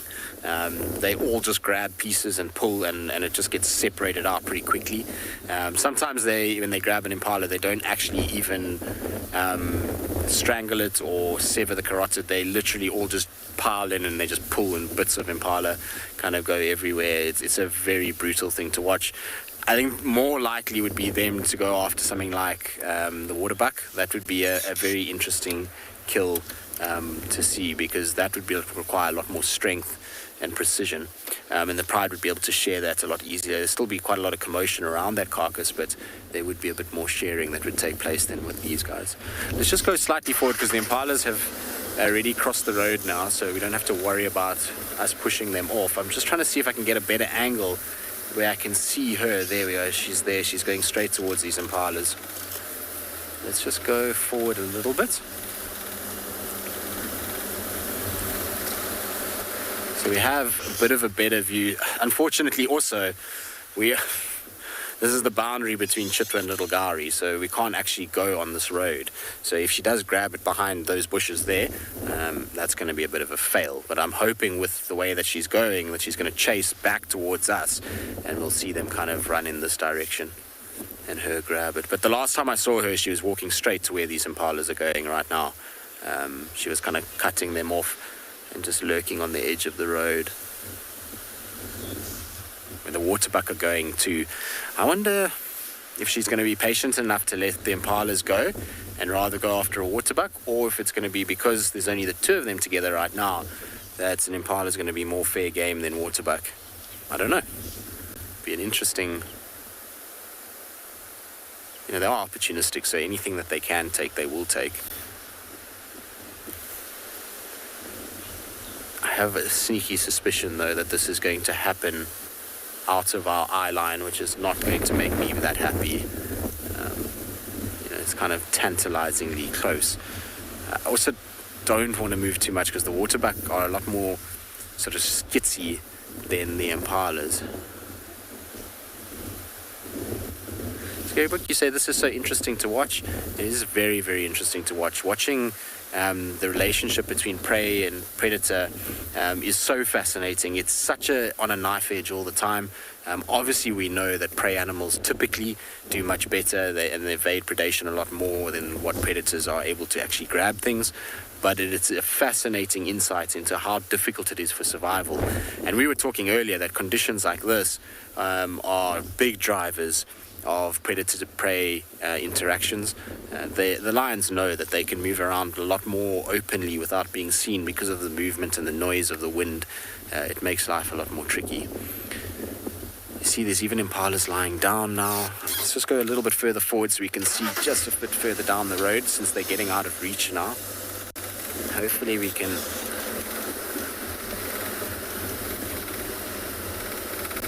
Alright, so I think that's going to be our best bet, is just to sit here and wait. That lioness can't be far. She must be within 20 meters of these guys, but on the opposite side of the road to what they are. So they're on the left side. The lion will be on the right side. Hopefully, for the lion's sake, there's another one that's gotten around the back and will push these guys back over the road into the path of that other lioness. Or, for the prey's point of view, you'd hope that then that lion gets spotted. So it just depends on which fence you sit on. For me, these kind of things are always filled with mixed emotions, because as much as you want to see the whole hunt and or the strategy and the whole kind of experience of it, watching an animal die has also got its kind of, its hard parts to it. So it's a bit of a mixed bag for me when you see hunting like this. As much as it's amazing to watch, it also has, that sad element to it as well. Frustrating part here is that we can't actually see where the lions are. It'd be so much easier if I knew where the lion was in relation to them. It would give us a much better idea of how close she is and whether or not she's even interested. You could see she was looking around for others. So maybe she just thought, well, I'm on my own. I'm not even going to attempt this. I'll go and find the rest and then come back. I don't know. She kind of was moving away and then spotted them and came back again. And so who knows? She could be anywhere in this little section now. The last time I saw her was kind of moving from right to left towards the road itself, and I've lost visual of even the impalas now. Just do a slight move here just to try and see if we can keep up with where these prey animals are. Because if we can see the prey animals, then we are at least winning. We have an ability to, so they're still right on the fringe there. But you can see they're also very much aware of the conditions. They're jumpy, but they have been all day. It's not like these guys are jumpy because they picked something up. They just know that there's something around, and with weather like this, it's very possible that they're going to be hunted.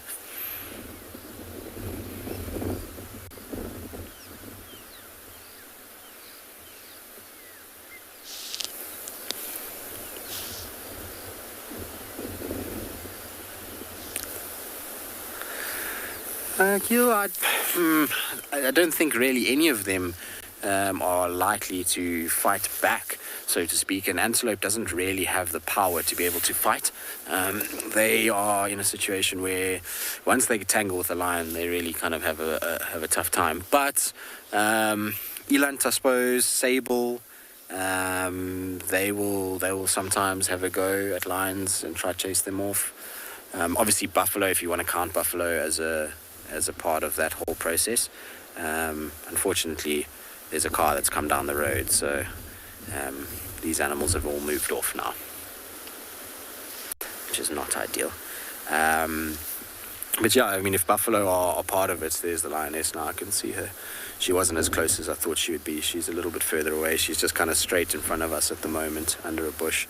But yeah, if buffalo are in the equation, then buffalo. But otherwise, most of the antelope species just don't have the power to really try and fight with lions. Their abilities to survive is to get away from the animal, not to fight with it. So you'll find that their flight is far more of a safety blanket than fighting.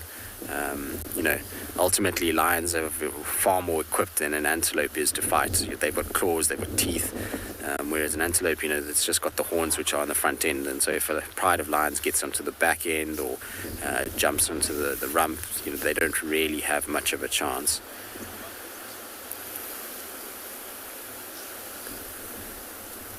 So I think what's happened is the lions have crossed behind this car now. The antelope are coming back towards us, so that's always a good sign, because hopefully it'll mean that they start to move in our direction. They obviously are following the antelope themselves, and so if the antelope are coming towards us, so the lions will come as well.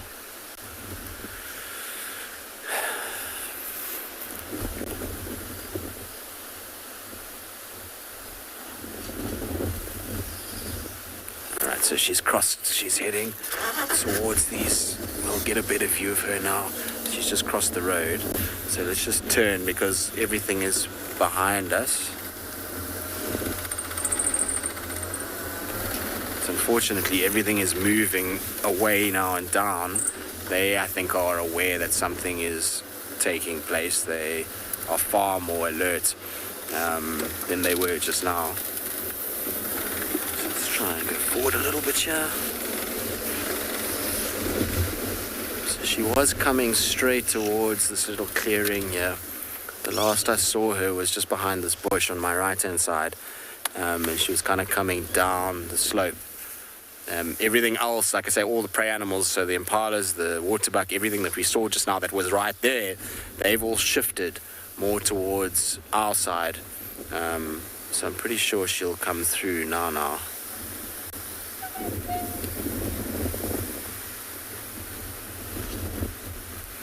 Yeah, they're still there. You can see there's a vehicle that's busy off-roading. I have no idea why vehicles are off-roading at this time. We've had so much rain. That's the recipe to get very, very stuck very quickly. Just trying to see if she's coming down more this side to use a little bit more of a thicket to cross the road.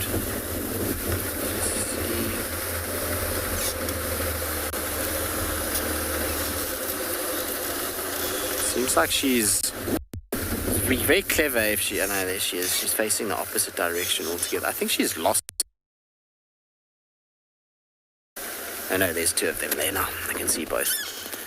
So they just through, and they're kind of facing in our direction at the moment. There we go. So you can see both of them through that direction there.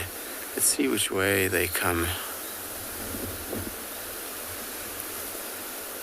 So you see, one of them must have been coming round to try and flush the others.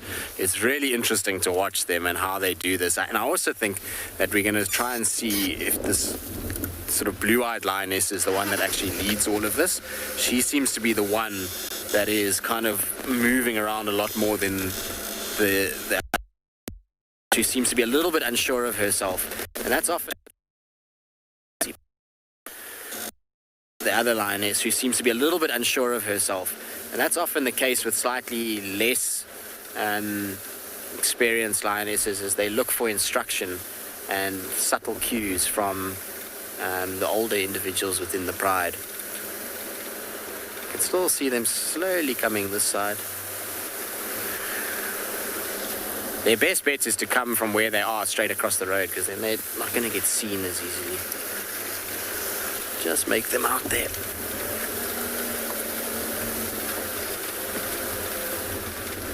Alright, so I can just make out one of them coming in this direction.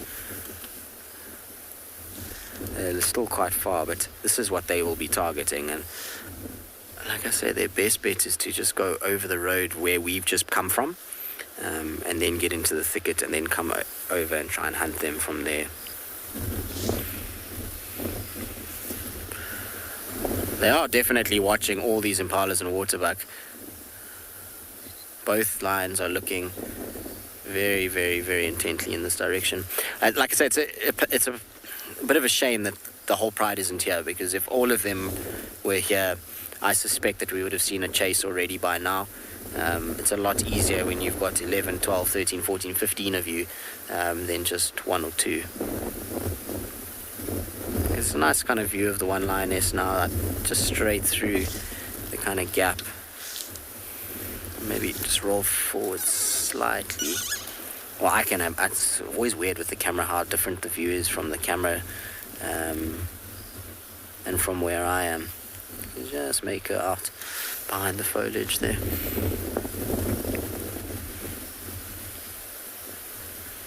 It's all just calculating, slow going, and maybe they're also waiting a little bit. They're just checking to see the lay of the land. You must remember that the Telematis don't know this area that well. They're still learning this sort of part. We're on Chitwa, kind of little Gari boundary, and they don't come down here all that often. It's getting more and more frequent as they're going. So maybe they're just trying to work things out, wait for it to get a little bit darker, where mistakes are a lot easier to make without being punished for them. When it's light like this, it's a lot harder for these animals to move without being seen. I'm just going to roll forward slightly. Let's see if we can get a slightly better view for the camera. There we go.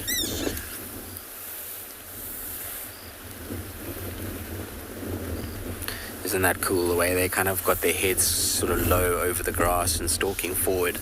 It's always nice when you're kind of in front of them a little bit and you get that sort of stalking pose coming towards you.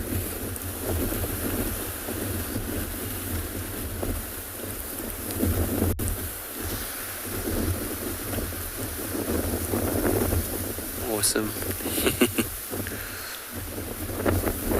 Wouldn't it be amazing if the rest of them just arrived out of nowhere and came bounding from the other side and caused a whole hunt to take place? Dolly, this question, I'm afraid, is one that has been spread around and is very, very false. Male lions do hunt. The whole notion of a male lion not hunting in a pride is absolute nonsense. You must understand that male lions spend a vast majority of their time not with the pride. They form coalitions and groups of males, and they'll move around and they'll mark territory and sometimes have to be away from prides for long periods of time. And if they can't hunt for themselves, then they're not going to survive. So they are capable of hunting, and they do participate in hunts. I've seen male lions help with many, many, many different hunts. In fact, the other day, the Telematis, the three young boys that are in this pride, who have got little manes developing and growing in stature and size, they are already, they were the ones that brought down those wildebeest. So male lions do hunt. It's just that they are a lot more visible with their mane. So they tend to be used more in hunts that require brute strength. So buffalo, elephant, hippo, those kind of hunts is where you'll see male lions getting involved.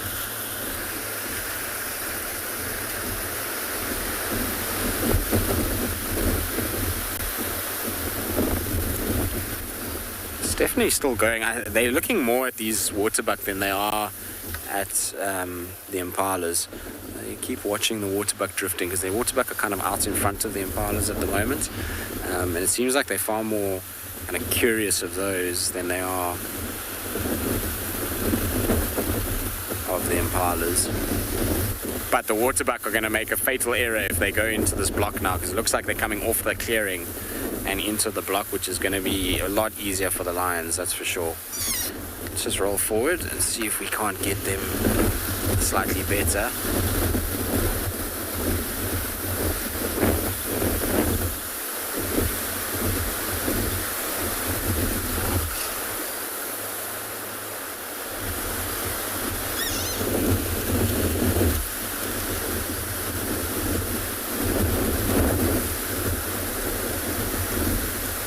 See, it's just a constant readjustment, recalculation.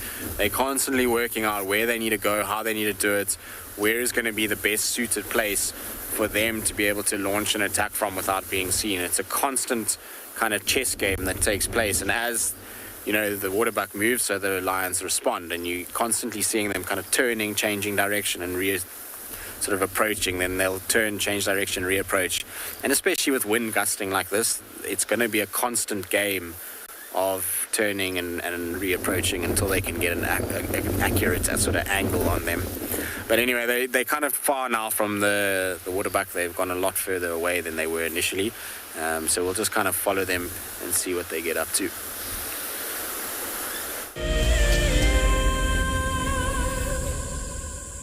Imagine having your own secluded African bush home where you and your friends can enjoy the ultimate safari experience.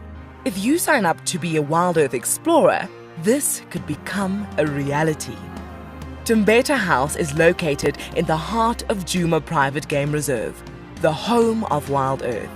You could win a chance to stay at this intimate wilderness retreat, offering you the rare and highly sought-after privilege of your own home in the bush. The prize includes 3 nights for 6 people and includes daily game drives, a chance to see the Wild Earth camp, and have dinner with one of our guides.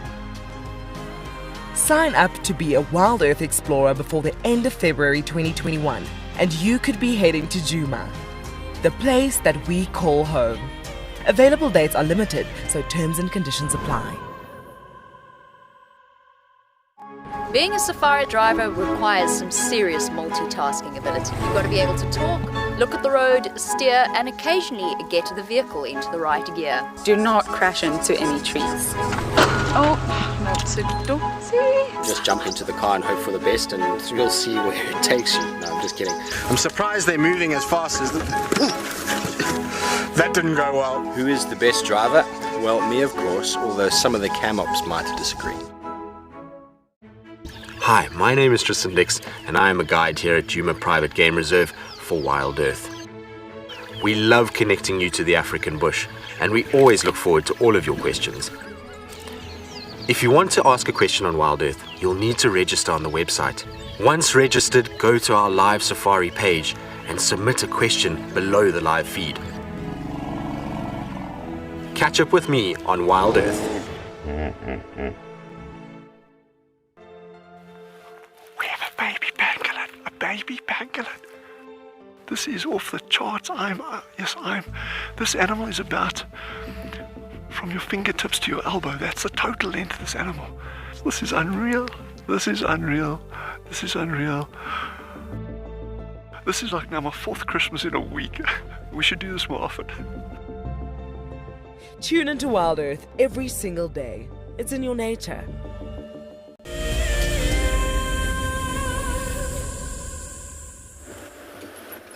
Well, I hear that you've all been enjoying the lion action all over the place. As for me, no lion action. In fact, very little action. Although there are swallows all over the place. Let's see if they'll settle for us. They've been actually quite low onto the road, but it looks like they're all gone. Barn swallows. I'm just going to wait here for a sec, chat to you, and see if they'll settle down because they've been sitting on the road. So it's quite a nice time to have a look at their distinctive features. So I've driven on every road I can, and I've even visited the hyena den, but unfortunately no action. But the sun is setting and starting to get dark, which means that what we are able to find will change, and I'm quite excited for that. I found today at camp, these swallows are just not giving Darren a chance. I found today at camp the jawbone of a civet. By the way, looks like they're not going to comply, our swallows. We can keep driving while we chat.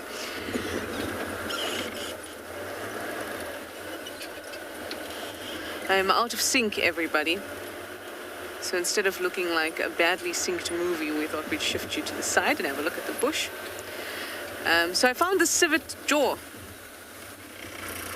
And I thought this is one of those great things that having a lot of water around can do. Just flushes out a whole lot of things. So I'll bring that aboard one of these days, and we can have a look at the dentition and all the teeth. There's not very much of it, but how often do you get to see the jaw of a civet, right? So we should take advantage of it.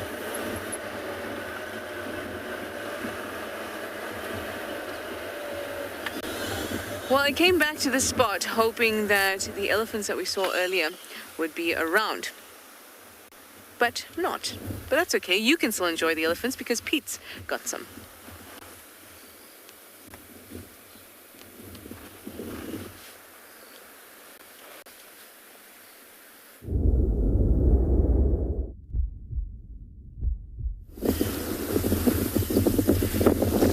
Welcome back to and Beyond Pinda, where we've come across a special herd of elephants. I say it's special because usually in this area on the reserve we don't actually see elephants too often.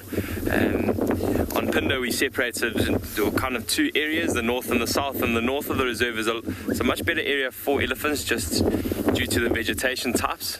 But since we've had so much rain, with all this beautiful luscious grass, somehow the elephants knew just to come down and enjoy it. So they've been here for a few days now, but it's really, really awesome to see them in this beautiful open area like this.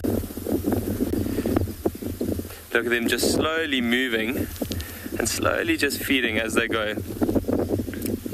There's no desperation for water. There are a lot of puddles around, and we've actually situated at the moment on top of a dam wall, just above a waterhole, and they're slowly moving in this direction. But if it was the dry season, so in winter, as soon as they pick up on the smell of water, they'll almost start running, just because there isn't too much around.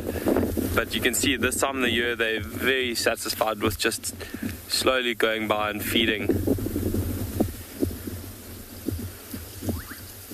Those beautiful females on the left now. Such a nice dark color.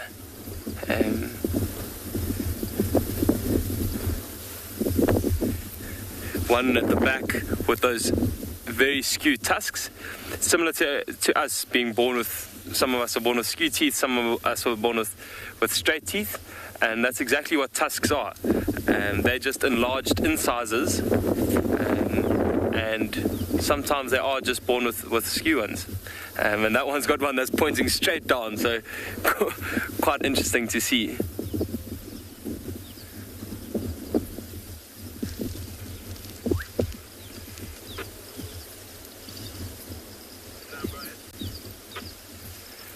I think if elephants could smile, these elephants would be smiling right now. They seem to be loving this green grass.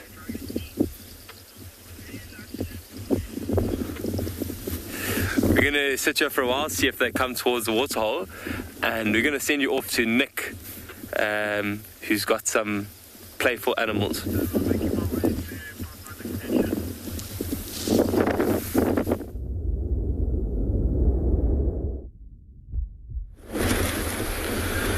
Welcome back to and Beyond Ngala. We have made our way back into the eastern part of the property, and I'm sure for some of you, you'll know this well-known waterhole that we have come to called Clara Dam, and it's quite beautiful at the moment. I don't know if you could all see the ripples coming off the water from the amount of wind that is gusting from a southerly direction. I've never seen this amount of wind at Clara Dam. It really is quite beautiful. There's lots of birds around, and there's also a couple hippo that have come or that have been in the water for the most of the day. They have just gone underwater now, so he's just waiting for some to... There's one that's popped his head up at the back there and back under. And you can see these ones right here below us. There's a young calf here and what looks like it's mom or a female hippo. And there is a much bigger one. I don't know if you can see how much bigger that one's head that just popped out was. So I think that might be the territorial male or bull that lives in this watering hole. And you can see how they're going up and down, up and down. I think it's because we are quite close to them. We must be maybe 20 meters away. So they just keep coming up to have a bit of a look and just to see if we are still here and if we're moving. A little bit wary of us. Quick thing, Juma. We're heading over to Juma quickly.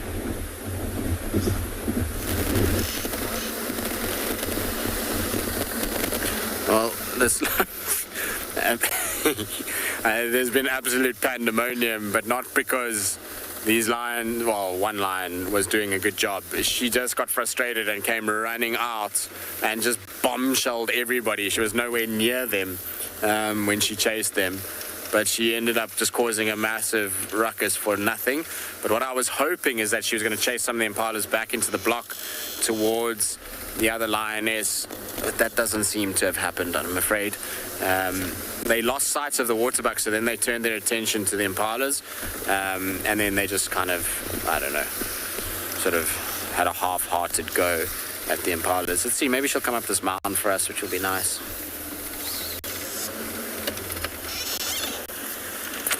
I've had a lioness on this mound before, but it's a long time ago.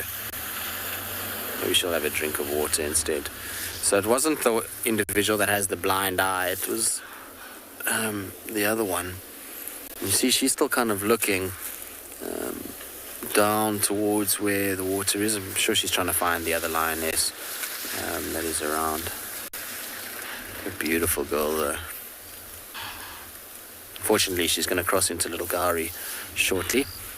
She's going to go into her own little area. And off she goes.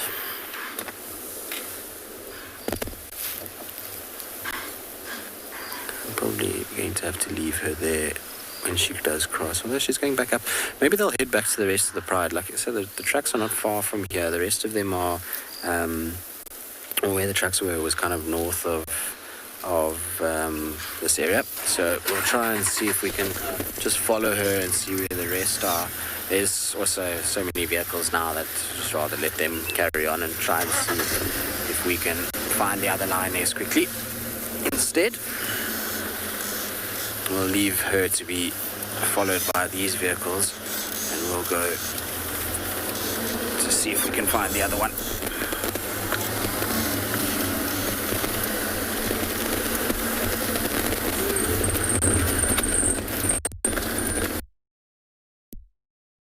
Here somewhere. The last time I saw her was just in front here.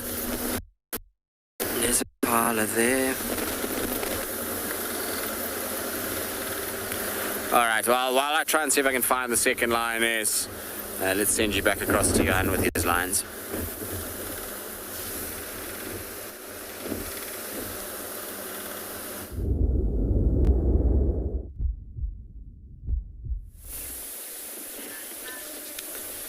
Welcome back to the Kalahari.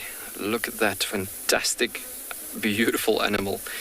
And as these guys have just reached the beautiful dune top here, they've been scouting for the last 20 minutes to half an hour, still very attentively looking over this area. And the tension in the air is so sharp that you can cut it with a knife. It's just so incredible. But yeah, we've already had one lioness descending from this scouting position into this area, and it's so incredible to be part of this experience happening right here, or this event happening here right now. But so gorgeous to see those two young males actually perching up on the top there. And interestingly enough, males help each other, well, help within prides a lot with hunting, especially in the Kalahari as well. Likeliness of these two boys becoming a coalition later on would be pretty strong. And there's just another lioness also getting up for a descent. Look at that. So they're all going to get into position as they're coming down the dune there. And they're all going to flank out into different positions. as that is the way ambush hunt goes. Very interesting what's happening there. As they were part of a pride, she would still mark territory, and what she's doing there is that she's clawing the bush there, and in between the toes, where the claws are obviously set on the front end of the toe, it hooks into the ground when they claw the grass there, and in between the toes there's a scent gland. So the moment that clawing incident happens, a scent gland gets released from the toes onto the bush as it is. And then that's how a pride communicates. Look at this beautiful young cat coming up to us. In comparison to the vehicle, look at the height of this animal. Look at the curiosity level of this animal.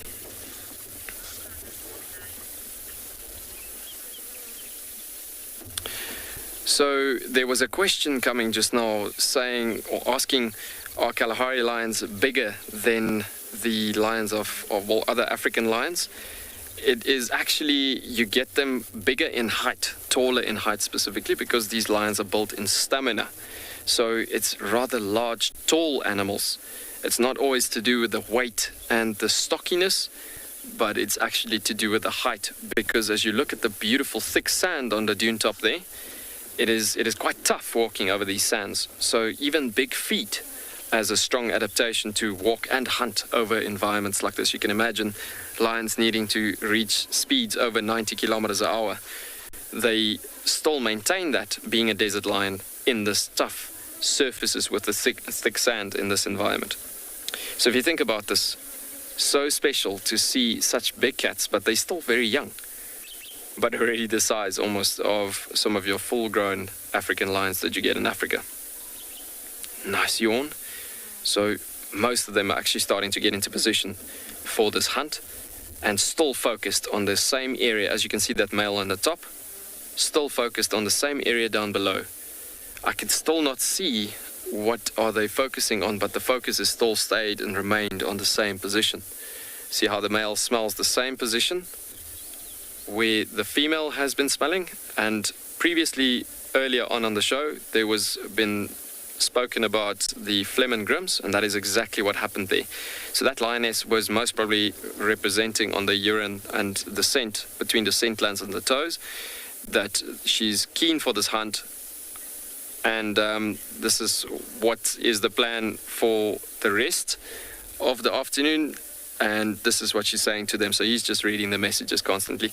So we're going to link you back to Tristan, as her lioness is back on the move again as well.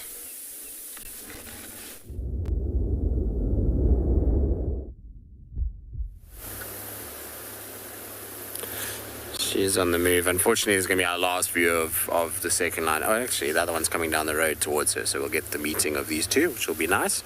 I wonder why they haven't gone and looked for the rest, or why the rest of the pride hasn't arrived. You know, with all these impalas, alarm calling, and a lot of kind of commotion around this area, you would have expected,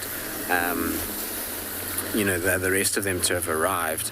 But it seems like that's not the case. Now, hopefully they're not going to meet behind the bush. Don't meet behind the bush. No, they're going to, one's just going to lie down, and the other one is going to slowly approach from the left. You should start to see that one striding through pretty quickly now.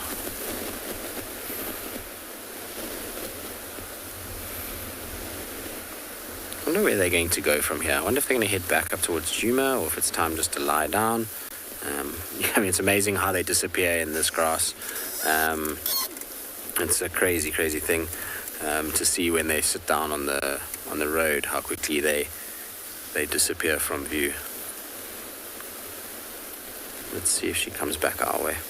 Still watching these impalas. It's not like they've given up, and they will give these impalas a torrid time. You know, they'll chase them the whole evening. Unfortunately, let's move so we don't have these cars in the back. It just seems like we are having a constant struggle this afternoon with vehicles bombing in the background. So we'll just try and reposition.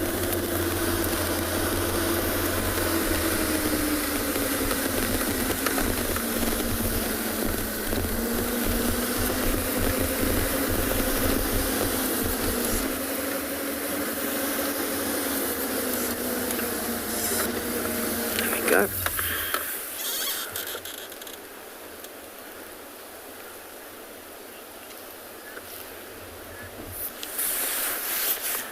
Okay, Yeah, I think so. I think the conditions just dictate that it's so good for them to be hunting that they're just going to keep going until they find food.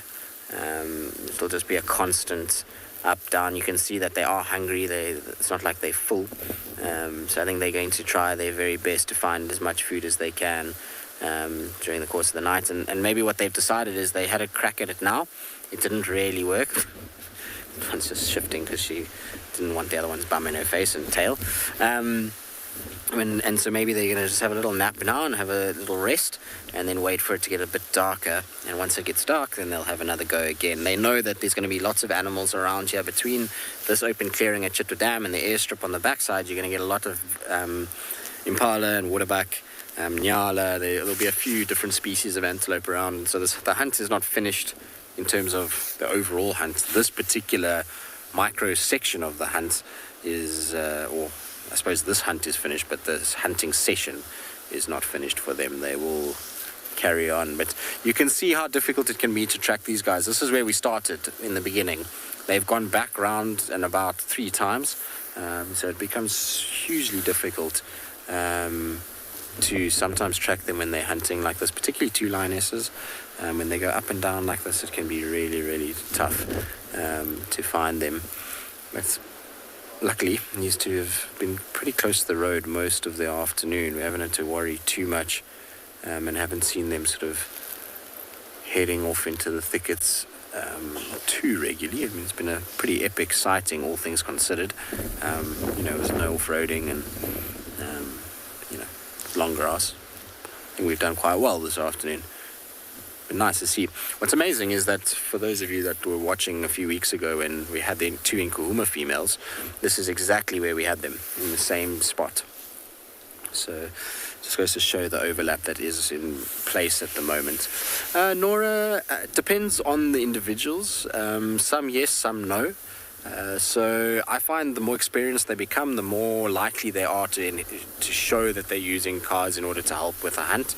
And so like a prime example of this was a leopard called Safari. So she is a distant relative, not distant, but she's a few generations before Tundi. So she was Karula's mother. Karula is Tundi's mother, and so that's kind of grandmother of Tundi. And she, when she got much older, when she was sort of 17, 18 years of age, she had worked out pretty quickly that vehicles, particularly at night, the sound as well as the spotlight gave her an advantage. So she knew that she figured out that the light would go off if she was sitting. But as soon as she's moving, the light would shine towards where the prey was. And that brief moment of, light going across the prey, she would often run in that. But it was amazing to watch her. We used to sometimes have tracks for her, and you used to drive morning, afternoon, find nothing. And then as soon as the nighttime would hit, you'd drive down the road and she'd walk straight in front of you. And she would walk in the road and walk in front until you got to impalas. Then she would just cut off and she would sit down. As soon as she sat down, then she would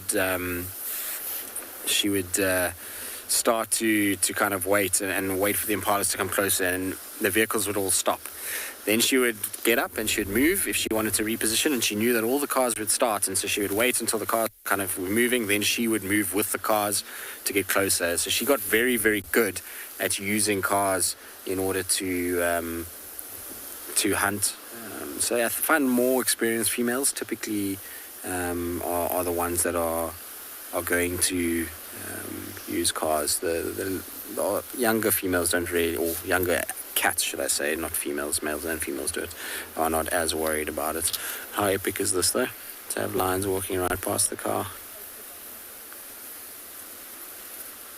Girls, are you going back to Djuma now?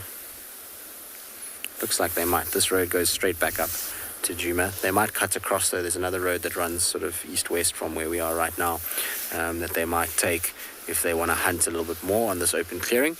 Otherwise, if they want to go back towards the Pride, straight up this road, not too far from here is where we had the last tracks for the rest of them. Excuse me. All right, well, we'll stay with them as long as we can. Hopefully they don't cut off into one of these blocks, and they'll stay on the road for a little bit longer. One on yourself.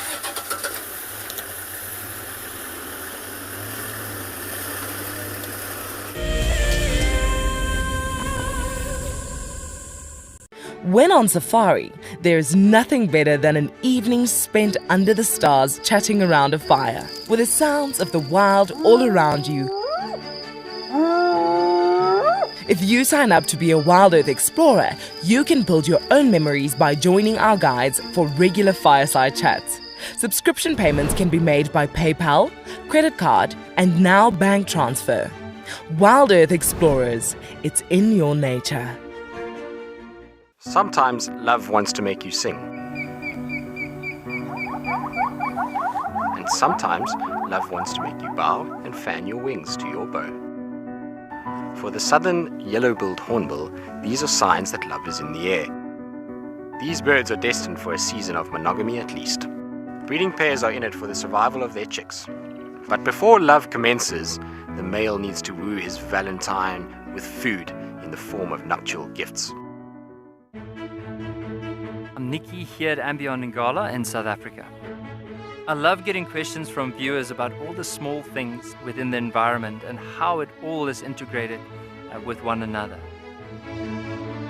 If you want to ask me any questions, please simply register with the Wild Earth website, head across to the Live Safari page and then post your questions there. I'm looking forward to chatting to you on my next Wild Earth drive.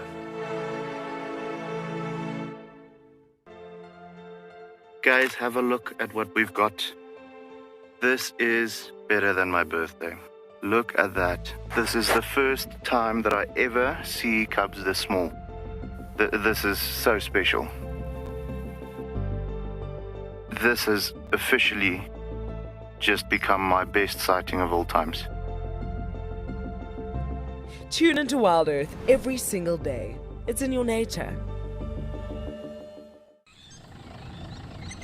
My favorite animal is a leopard, purely because I just think they are just the epitome of feline grace and power, and the way they can move about in any environment and remain hidden until they want to be seen, I just find incredibly intoxicating, and they're amazingly beautiful.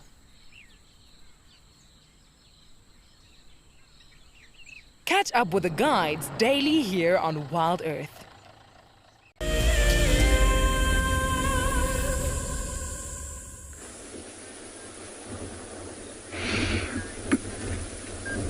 Welcome back to And Beyond Ngala, everyone. And we have found a beautiful big bird in a dead tree in front of us. And if you have a look, you'll see it's got incredibly skinny legs. And if you can see it, if the light is good enough around the head, you'll see it's got not the prettiest face. It's not the prettiest bird as well, but it is one that we don't tend to see here too often. We only really get them here in the summer months. And it is a marabou stork. So quite a nice bird to see. They do tend to come around onto Ngala after the big rains, when a lot of the marshes and wetlands fill up, and lots of frogs and other creatures that they can feed on. And another reason why we stopped here is because of this beautiful clearing that we have around us. It's a really stunning area, the most eastern part of Ngala. And yeah, it's quite an enjoyable time here at the moment. There's a couple of wildebeest and impala, and then Odie's going to the magnificent sunset that we have managed to find this afternoon after a windy and dull day. It's amazing how a place like this can produce such a phenomenal sunset. I mean, look at those colors, the beautiful orange right at the top, and something that Odie and myself were both shocked with was some blue sky. And I mean, how fantastic is that sunset with the blue sky and the orange colors? It is really, really beautiful. We're hoping that this wind that is still blowing is going to blow all of the clouds away for the next couple of days. And yeah, really hoping that the sunset does all blow away. But we're just going to keep quiet for a little while and enjoy the bush and the sounds around us.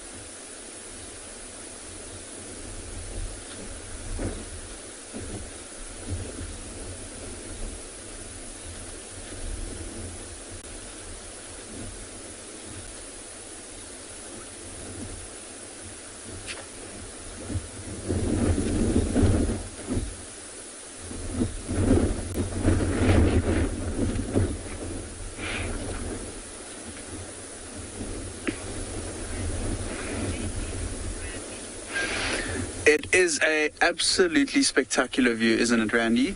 And while we changed and started focusing on the impala and wildebeest, you can see how the sunset on our right-hand side is also starting to come about a little bit. It's a little bit pinker than what we had on the left. You wouldn't believe me if I told you the colours on the left are almost completely gone now. It's just grey, and that's why we're focusing on the right-hand side. And what a setting we have here.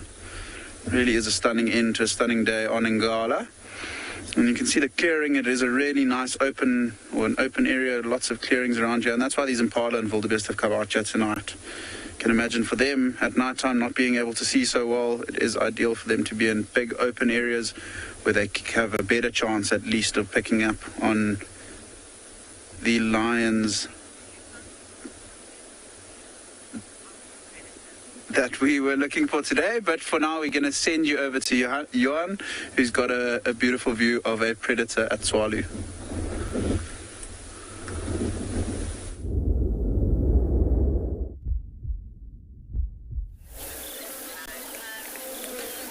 Welcome back to the Kalahari. Look at this gorgeous lioness. She's one of the younger ones that just stopped on one of the edges of the bushes, where we followed them on this hunting motion. You can see how she's just trying to figure out, looking at where the other lionesses are at, and thinking what's her next move and what she needs to do next. Now they've come up to an area here which is potentially going to mean they're going to maybe have to re-strategize, thinking about a different plan, because the area is becoming a bit denser in front here. And so they're going to have to maybe rely a bit more on hearing and smell rather than sight. So you can see she's trying to think what happens and what needs to happen up next now, as she's trying to figure out what's the next move. It's so beautiful and so gorgeous seeing this young lioness trying to figure out what needs to happen. So let's say they don't succeed before sunset, and this goes into nighttime. These lions, or typically lions, are actually nighttime active hunters, being nocturnal. And how can I say that?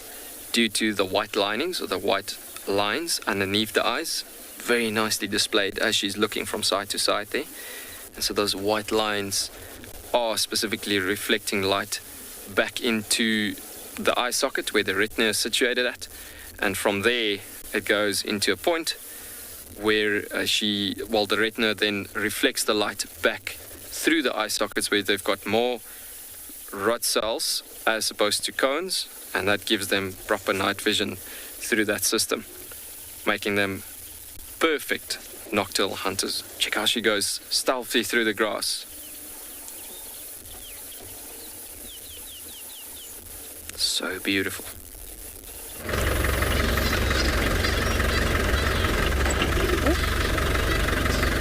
Good evening. It's a bit of a late start for us here at Pridelands this evening, but we of course come to you with a leopard. And I think it might be one of our favorite leopards. Her name is Pixie Pan, although this is the view that we've pretty much had this afternoon, so hopefully she'll just stop, groom herself.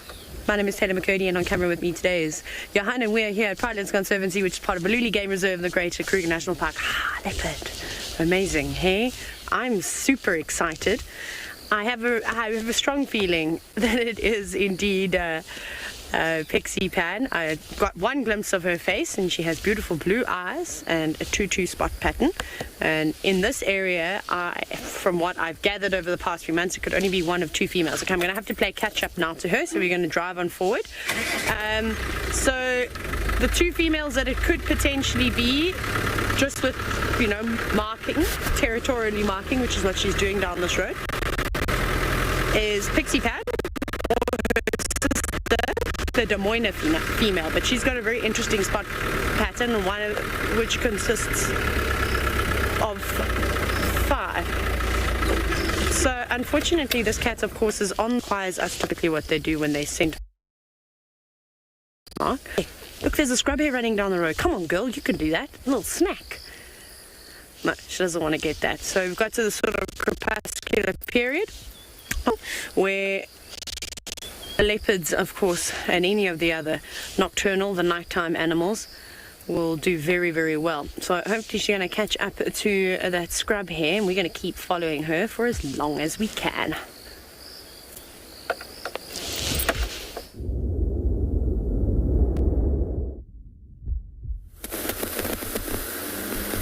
Well, how exciting is that? It seems like a parallel universe that Taylor has a leopard and I have a lion. It's the complete role reversal to what normally happens. Taylor loves lions a lot more than I do. And I like leopards a lot more than she does, but I'm so excited for her because I know how excited she gets whenever she sees them on Pridelands. As you can see, we've been left alone because we've crossed back onto Jumo, thankfully. I know it's the wrong thing to say, but it's true. I like to be on our own when we have these sightings. It always makes life so much easier. The other nice thing is that I'm hoping they're heading straight back to where we had tracks, and so maybe we're going to get a nice meeting up of the entire pride, which is always a good thing to see. There's so much kind of talking that takes place, and you get all kinds of movement and playing, and it's always fascinating to watch lions come together. And I'm looking forward to, hopefully, if they do come together, maybe they'll even start to roar for us. Can you imagine the whole pride if it starts to roar? That'll be really, really cool. We know there's a male lion somewhere here. Maybe if he starts to fire up, that'll get these girls going, and eventually we'll get everybody just kind of calling. Now, a little tip, if any of you are ever in the game reserve and you ever are following lions walking down the road, I know some of you do your own drives, if you put your car into, those of you that have 4x4s, if you put your car into low range and first gear, your driving speed is pretty much that of the lion's walking speed. So right now, I'm just coasting behind them. We're not even having to touch the accelerator or anything else. The car will just sort of match roughly their walking speed. Sometimes if they stop, then obviously it causes a bit of an issue. But for the most part, first gear, low range is a pretty good following speed for lions. So if ever you're in that situation, now you know. I thought I saw some of them up ahead, like the rest of the pride earlier. There was like something dark that moved. So I thought it was them, but it can't be. It was very close to where we are now. If it was the rest of the pride, we would have seen heads up watching them coming down the road. Yogesha, 100% a lioness can make her own pride. Just look at the Shimungwe lioness. She's on her own. She's got one little cub. That is well, not little anymore. It's getting big now. Little female cub. So she's creating a whole pride of her from scratch, basically. You know, obviously she was part of a pride initially, but that pride was decimated by multiple changes in coalitions.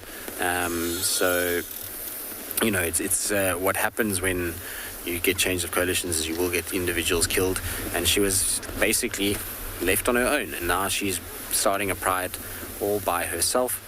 Sometimes you'll see even splits where a lioness will go off on her own and just start her own pride. It's not common for a lioness to split off without there being a reason, so without there being pressure from males or a death within the pride, but it can happen. And they are sometimes quite successful. What's interesting, though, is that their whole dynamic and their whole behavioral aspect changes completely. They start to act more like a leopard and less like a lion in their behavior. So they start to hunt smaller animals, a lot more secretive, walk in denser parts just to remain undetected from other lions, one, and from hyenas, too. So it's quite interesting to see how their behavior changes. Isn't that cool? Watching them walk down with this howling gale, blowing the grass on either side. All right, let's catch up with them because they've gotten quite far. They are moving pretty quickly away from us. So now it brings up an interesting debate because we've got obviously a huge amount of wind today, and we often have this debate, and there's been a few guides that have kind of stated different things, and I mean, it's been a healthy argument that we've had even here on Wild Earth with various guides, is that do cats walk into the wind, you know, when they are moving and when they are hunting? Now, currently, they are not moving with the wind. They are moving with the wind. They're not moving into the wind. But if we take that they were hunting just now, which way did they walk? They walked south into the wind. So the kind of premise that I always hold is that if they're hunting, they're going to walk into it. But if they're just on a territorial patrol or trying to find the rest of the pride, then the wind really means nothing. But if they are in hunting mode, then they're going to often walk into it just to make sure that they are constantly being able to pick up any sort of scent that's in front of them. There's a whole bunch of impala in front of these guys that's going to bombshell now. That's what I obviously saw was not lions, but a whole bunch of impalas. Unfortunately, the impalas have just seen them. You can see how she's sitting upright. With this wind, I don't think she could actually hear them or see them. It's so windy and there's so much movement. I only just saw them right now as they bolted off. I don't think she was able to pick them up either, the lead lioness. Oh, I'm hoping that they all meet up. It'll be so cool if we get everybody together.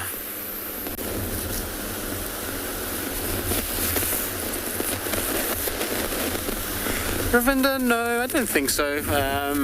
You know, old age is something that, you know, in the cat world is, you've got to be very old not to be able to hunt.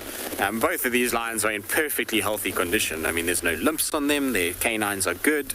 So while they are older lionesses, they're not ancient, and they're still very capable. And with their years of age comes experience. So what I think has happened today is that they just got frustrated. I think hunting just as two, when you're used to hunting with 15, 16, makes life a lot harder. As soon as you add all those other pride members, the hunts become a lot easier to activate and to do.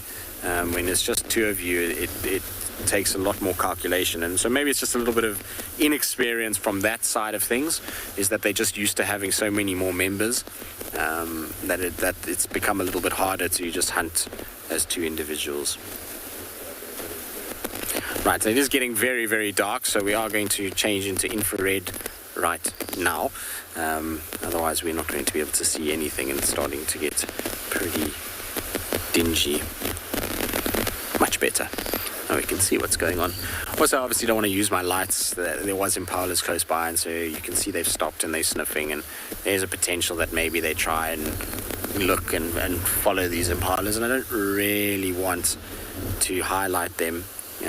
Part of, you know, one of the most kind of amazing parts about what we do as guides here for Wild Earth is that we get to observe a lot of wildlife under the cover of darkness without any influence on them. Our ability to just remain kind of impartial by having capabilities like infrared is so great. You know, when it gets to this time of the day, you don't really want to be shining lights all over the place. You know, it allows us to be able to view them in pretty much their natural state, particularly when we just keep a little bit of a distance. It always helps as well. You can see how she's got her nose to the wind just to sniff. I think they're just assessing what was in front of them. They saw the impalas go. You've picked up something on the wind, haven't you, girl?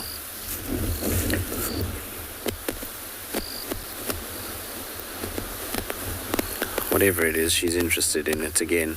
It's amazing. We're literally going to be turning around and going back the way we just came, essentially.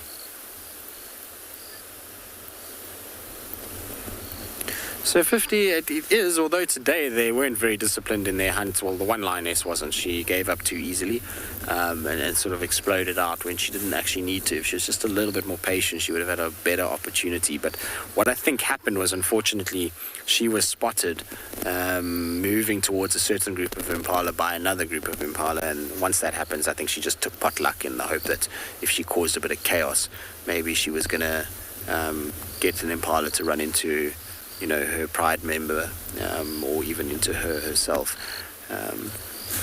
Let's see where she's going. She's very interested in something. And the one on the road is obviously still sniffing. The other one is striding off into this thicket now. That's not ideal. That's ruined my whole joining plan. You can see this is the lioness with the blind right eye. It's very, very easily seen by the fact that it's not reflecting the infrared. You don't see any sort of shining from that right side. It's just a blank eye, which indicates that there is very little in the way of sight through that particular eye now. Unfortunately, the other one has gone way into this thicket. I can't even see her anymore. She's heading more east now than south. So I think when this one goes, we're going to unfortunately lose them. There's no real roads close by here. This is quite a big block. Let's see what happens though. Let's see if this lioness joins her. Maybe she'll just stay on the road and the other one will eventually come back once she works out its impala. She could also have smelt something like a wildebeest. She could have smelt zebra. She could have smelt a waterbuck. You don't know. Well, we don't know. They'll know. There's definitely something that interested her. Well, not knowingly, really. I've never seen lions from different prides hunt the same animals knowingly and cooperatively, unless it's a lioness that's trying to join a pride and become a part of that pride. Then that has happened. But in terms of actually just hunting and being sort of cooperative, not really, no. I've seen the same lions hunt the same herds of buffalo a few times, but when that happens, then you'll find that there is a lot of competition that takes place, and when they actually notice each other, the hunt gets ruined completely and they start to actually compete and fight with one another rather than actually paying attention. So cooperative hunting, not really, no. Members joining a pride, yes, that does take place. And then they will cooperatively hunt with the new pride that they're trying to join. It's an arduous process for a lioness to join another pride, but it does happen from time to time. Oh, that nose is busy, busy, busy. You can see she's sniffing everything, and the wind is coming directly into her face right now. So the angle that her head is at is how the wind is blowing. So, I mean, she'll be picking up so much from that. I wish that I could understand what they actually pick up and how it kind of looks in their mind. To me, it's fascinating that they're able to smell, you know, a buffalo or a wildebeest or whatever it may be from as far as they do sometimes. I think it's incredible. And what those signatures look like and how they are able to process them must be a fascinating thing. I think we're still a while away from understanding exactly how it all works and what it kind of looks like to them or smells like to them. But eventually we'll get there. I thought I just heard a contact call for another lion. With this wind, it's so difficult. If any lion calls and it's not downwind from us, we won't hear it. The amount of wind that is blowing and the noise of the rustling of the trees, it means that unless it's being carried by the wind towards us, we're not going to pick it up very easily at all. This lion hasn't responded, so maybe I was just hearing things.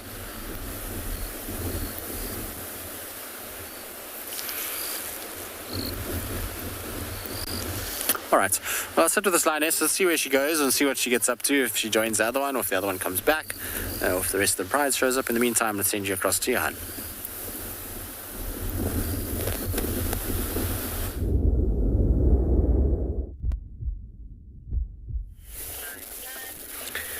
Welcome back to Tswalu. So unfortunately we have lost those lionesses actually as they went into an area that is quite dense, and so it got to a point where we had a really good sighting for most of the afternoon, but I mean, such a special sighting as well to see them moving in that stalking motion. But yeah, it got so dense in that area, and it's also in a situation that we can't really follow furthermore with the vehicle sticking to an area like that.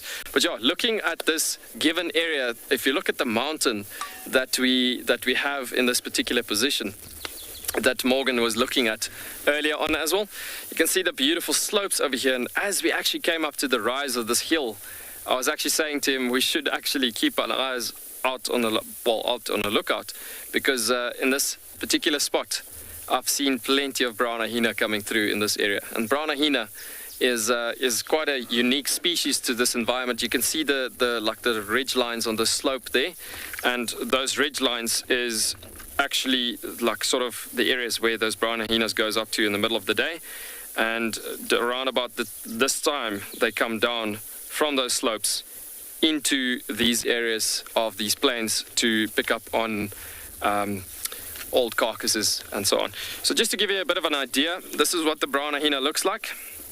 And so that's a youngster, and this is an adult actually coming through. And I don't know, Morgan, if you can see that on the bottom of the picture there, you can see that in comparison to mankind, the size of a brown hyena, which you can see at the bottom of the page there. Cool set of tracks there as well.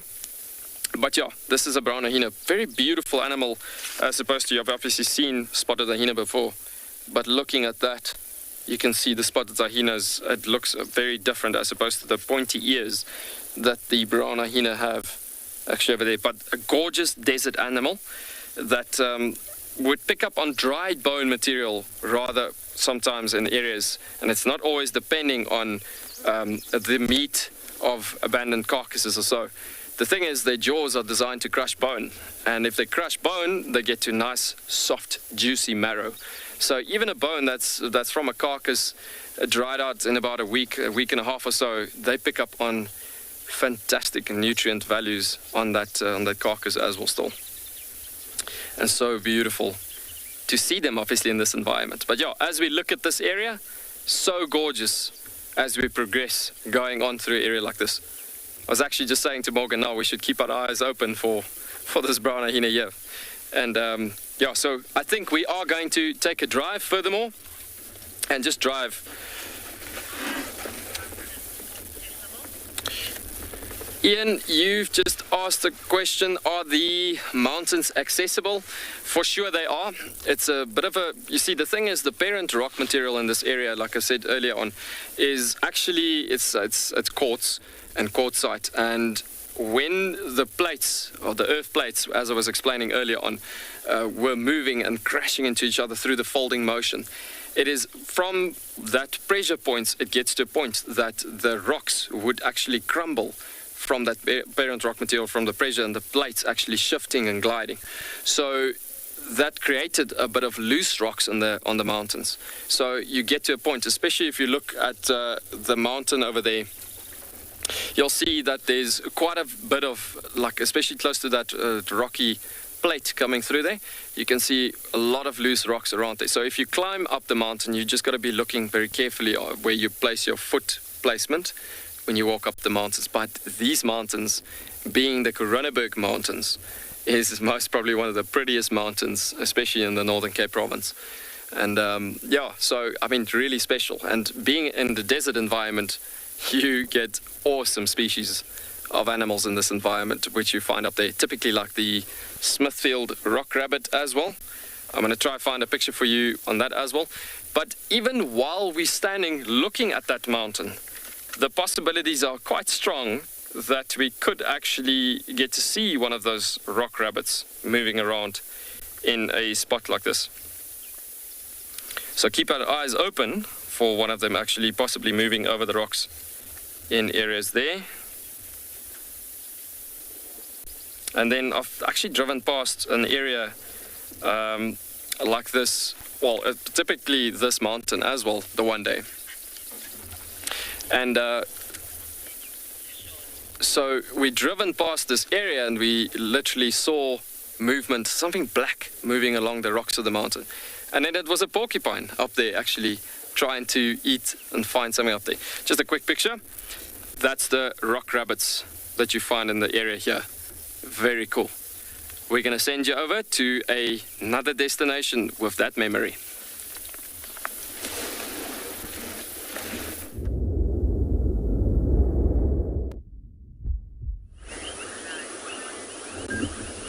So we've come racing back from that clearing to get across the river before it got dark, because we were a little bit worried about crossing the river in the dark.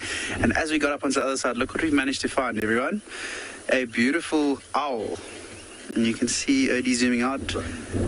Oh, he's just flown away. But it was a beautiful spotted eagle owl. Quite a cool bird to find around Ngala as well. It's one of the owl species that we don't see as often. And just to mention as well, if you can see the change in picture, you can see it's in a bit of a darker black and white, and that's because we are using infrared or IR, and just being a little bit more sensitive towards the animals, as well as the fact that taking the light off them allows them to to behave in their complete natural behavior at night, especially the nocturnal animals like an owl. When we did have the light on it, because we do use the spotlight to find them, it was a little bit nervous with the presence and with the light being on it. And as soon as we turned the light off, it relaxed completely. And I think it was just starting to get active this evening. You can see it perched nicely, or it was perched nicely on that dead stump and taken off into the night. You can imagine with this wind as well, it's making everything a little bit more difficult for the owl as well, because it won't be able to see movement in the grass as easily because all of the grass is moving at the moment. But very lovely to see, and I wonder what that owl will get up to this evening. I'm sure you can hear all the frogs calling around us as well. There are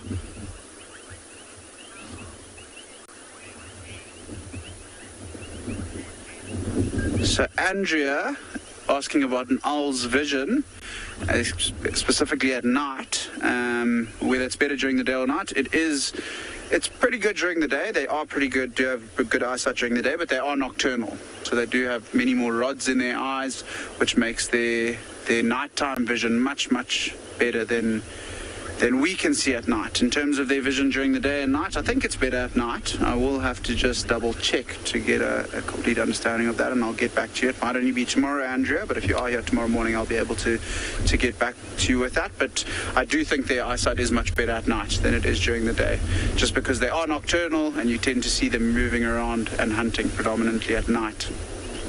Back on the frogs, which we can hear around us, the wind might be muffling the sound a little bit, but you can hear those little blops that sound like water dropping into another body of water, are bubbling casinas.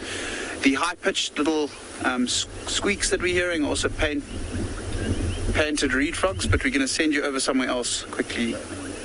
Oh no, they can hear. Okay, they can hear the frogs. Sorry about that.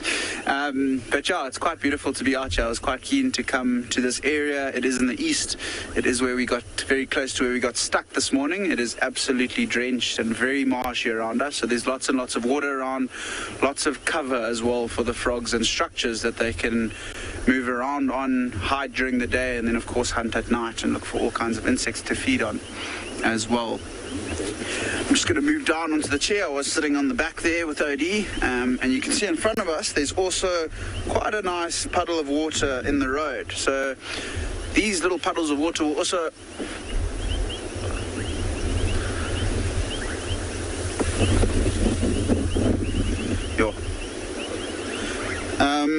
so yeah, back on these puddles, it's quite a nice little body of water that allows the frog species that we're hearing calling to be able to move from one pan to another.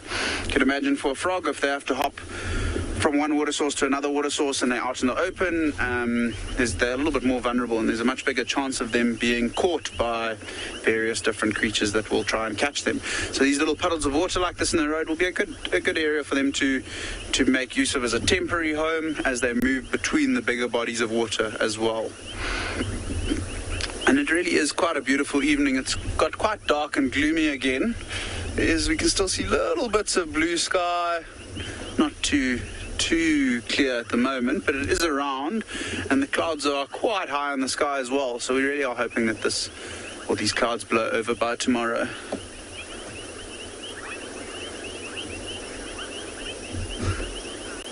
Tabo, I like that question a lot, and it can be true. I think out here in the bush it is true. There are quite a few species of snakes that do tend to feed on frogs, so where there are frogs there's a good chance that you might come across a few species of snakes. One that I know likes to move around marshy areas are the water snakes, brown water snake, as well as red-lipped heralds. You might see them moving around, but it's not always the case. As anything in the bush, it's quite varied. But yeah, so it's a good question, and there is a good chance that you will find snakes at some areas where there are frogs, but it's not always a given. And I think what we're going to do from here is we're just going to keep slowly moving along this road and see what else we can find. You'll see I will bring the torch out for now. Our spotlight, I don't know if it got wet or the fuse is gone, but unfortunately that's not working. But thankfully for Odie, we've got a really nice bright little hand torch here. And as we drive, we will be looking for the reflection of animals' eyes.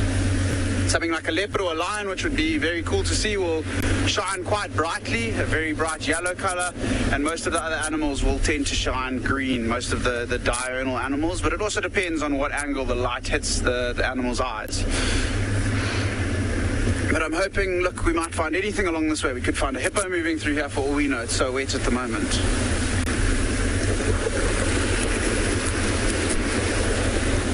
Also, at this time of night, you've always got to keep a lookout on the road as you drive to make sure that you are able to turn lights off to miss things like nightjars and bronze-winged coursers, some of the nocturnal birds that come and make use of the roads at night. You can imagine for them it's a really nice open area where they're able to hunt from. You can see any insects or any of their prey species flying across the road that they can go after. And as I was mentioning, and I'm sure you can see in front of us, there is lots of water on the road, and it's just going to get wetter and wetter until we get past the little marshy area. I don't know if you remember a while ago, maybe 2 months ago, 3 months ago, where the rufous-bellied heron, a first timer for Ngala, was seen. Keep going. I thought that one might have been a chameleon, but it is unfortunately not. It's another thing I will be keeping. Oh, what is that? So this is just a little bit of a white reflection in the leaves. It could be anything. I don't think it's a chameleon, but I think it might be something else quite interesting. I think Odie will be able to see it. I just want to grab my binoculars and have a look. I might just use the light for a little second just to see exactly what it is, so please bear with me.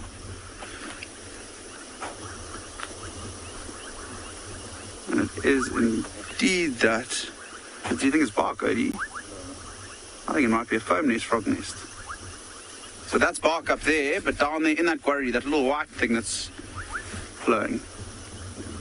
So we don't have a clear view of what it is. However, I've just caught, can you believe it, I've just spotted a frog. So where that white thing is blowing in the quarry that Odie's looking at, I don't know if you'll be able to see it in infrared so well, there's a branch behind it, just behind that little white thing, and there was an eye, and I saw the shape of a frog. So that gives it away to me that I think it is a foam nest frog nest. Quite a cool thing to spot. It is quite a bright white color, so you will tend to spot them quite easily at night. And it was just the reflection of the eye. We're speaking about the reflection of various different species of animals and their eyes that might shine to you, and that's exactly what I saw through my binoculars, was the frog's eye reflecting. So if I had to guess, I would definitely say that that is a foam nest frog nest. Hey, can't see it, huh? Okay, let's try sneak a little bit forward, or reverse. See if we can get a view of it. Odie's struggling. I can see it quite nicely with the light. You can just see that white sticking out, but without the light.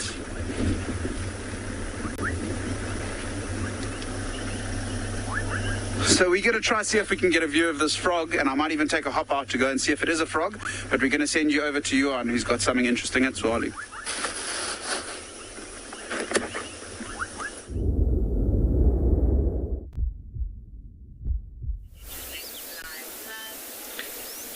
Folks, as we just spoke about this mountain's base edge, with brown hyena possibilities being here, look at what we've just found on the base of the mountain. A stunning brown hyena. I just showed you the picture in the book. Look at those tippy toe ears, if I can put it that way. So we had one individual just running off into one of the back valleys of the mountains here, and as we pulled back out, we come across that typical flickering ear motion in the grass, and there we go. You can see he's hiding a bit there, but a gorgeous brown hyena, and he's even dropping his head a bit more. By the looks of it, he's getting a bit more relaxed. But this species, guys, this is so incredible. Thinking about how we literally spoke about it, and just driving through the area, and suddenly there it is. But also, I mean, they occur in these mountain sections quite a lot in the middle of the day. They try to hide in the mountains, and they come down the mountains as there's presence of lions and spotted hyenas, and even the dogs would scare them off quite a bit. I mean, they're halfway the size of a spotted hyena, and it looks more like a shaggy dog almost. A beautiful species. Just look at those ears, man. Typical hyena-shaped head coming up there. Just behind the ears, you got that beautiful golden yellow colors coming out, and then very long hair on the body. It'd be so awesome if he gets up, actually. Bit of a difficult sighting with the long grasses, but so cool as we came through this area. Yes, we were so excited, actually, just seeing the species as we come through here. And hoping, obviously, to see it, but so special seeing such a critically endangered species. So there's quite a good population of them in this part of South Africa. in this northwestern corner. Look at the location actually as Morgan's zooming out a bit. You can see the rocky formation right on the foot of the mountain. So this could have been, I'm not entirely sure if there's a den site in the area, but it could have been close by a den site. It's the possibilities are that it's actually close by a den site here, but this is two young brown hyena, and that's the odd occasions that you get them. This is the one that we've got on the screen. The other one unfortunately ran off, as they are extremely shy animals. And this is the reason why we've actually just given a bit of a distance shot there. You can see the movement in the grass there still. He's actually quite relaxed, this one. But as I was saying, brown hyenas are actually very, very solitary animals. Lucas, you have asked what is the lifespan of a brown hyena in the wild. You know what, brown hyenas are very lucky to make it to 9 years in the wild. The reasoning being, especially in a strong wilderness environment like this, is that if they coming across any desert lions, any wild dogs, and even I've seen crazy situations in the Kalahari where I've seen cheetah coalitions of 3 and 4 together, actually chasing off brown hyena up into mountains. And that is actually very uncommon events, thinking about a cheetah being actually chasing an hyena species. But yeah, that is what it is. We're coming back to what we spoke about all the time, the teamwork structure happening of most species. This, although, is one of those odd species where you don't actually get to see them in group formalities together. Most of the time it comes down to one thing, where when they forage they are quite solitary. Young animals and young individuals could actually get to a point where there's the head coming up with the beautiful pointy ears again. But where they will have these temporary associations, typically with young animals close to water points. And I've even seen at some given times at night where young brown hyenas would walk together through the bush. But yeah, still quite big ears actually, trying to listen out for quite a lot of activity. But a gorgeous animal, so beautiful. It's a pity that it's hiding in the grasses so much. But you know what? Just the ear tip sticking out of a brown hyena is already a huge gift, because this is not a species for sure you get to see anytime, any day.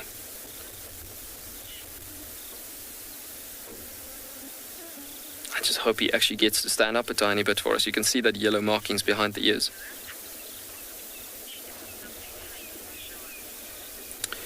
So we're going to send you to Nick with something small that he's going to show you.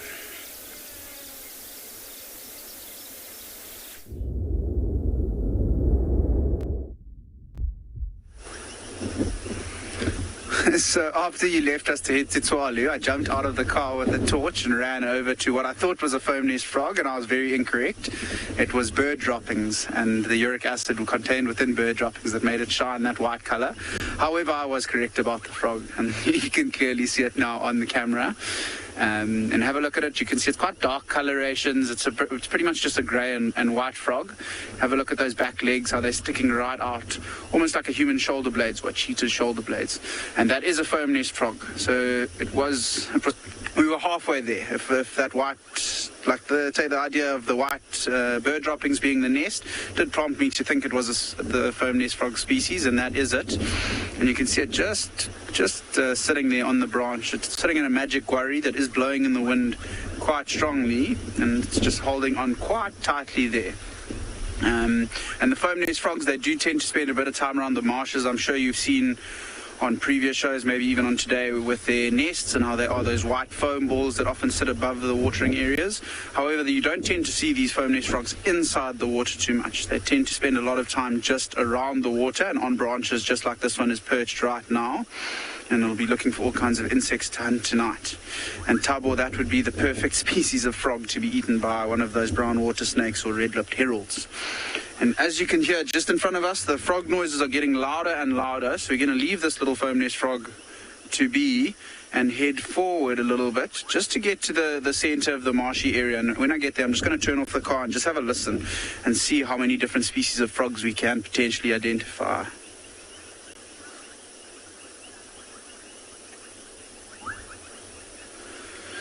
So as we get driving, I'll answer Yusuf's question. He's asked, how do we know when, or how can you tell if a frog is poisonous? And it can be tricky because there are lots of species that are poisonous and some that are not.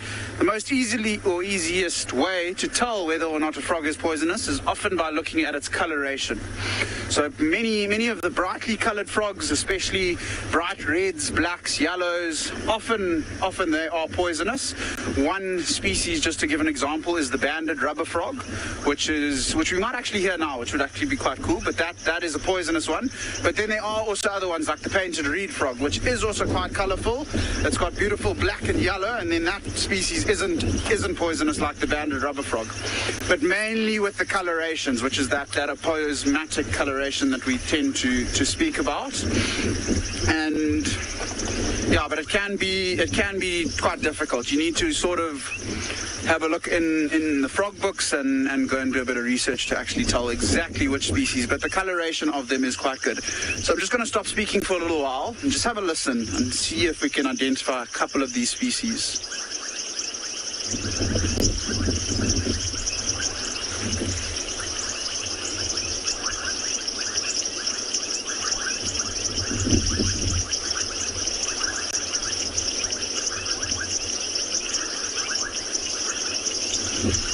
So I've got a few species on my mind already. This high-pitched chitting, I'm not too sure what exactly it is. So I'm going to have to go and do a bit of research in the frog app and listen to a few of the calls to see if I can figure it out. But speaking about the banded rubber frog, I don't know if you can hear that sort of rumbling calling behind us. That was the one we were hoping to hear. That is a banded rubber frog. Quite cool to hear. You only really hear it in the summer months or when it's very, very wet like it is today. And then there's also the painted reed frogs, the high-pitched ones that I spoke about earlier, and the bubbling cassinas as well. Banded rubber frog is definitely my favorite call in the bush. Such a stunning one to hear.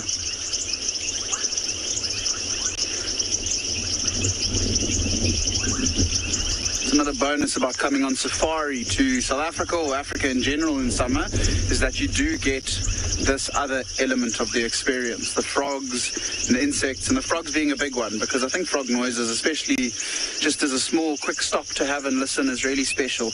And often if you go in with gumboots and go and explore at night, although you do have to check the areas around it quite a lot to make sure that there's no bigger animals, no hippos or elephants moving through the areas, you can hop off with a torch and go and walk through it. I was chatting to a guest the other day and he was telling me that it is called herping, which I sort of related more to going and looking for snakes and trying to find and catch snakes. What I refer to catching frogs and looking for frogs is just frogging, quite a simple term which is easily remembered. There's that painted reed frog, that high-pitched one just starting as well. But I think what we're going to do, we're going to leave these frogs to be and sort of start making our way back towards camp where we are staying. There are some clearings on the way back, so never know what we might find, but we're going to keep driving for now and see. Maybe we get lucky with a cat. We have been after one the whole day and haven't been able to find any. But maybe we'll be lucky. You never know.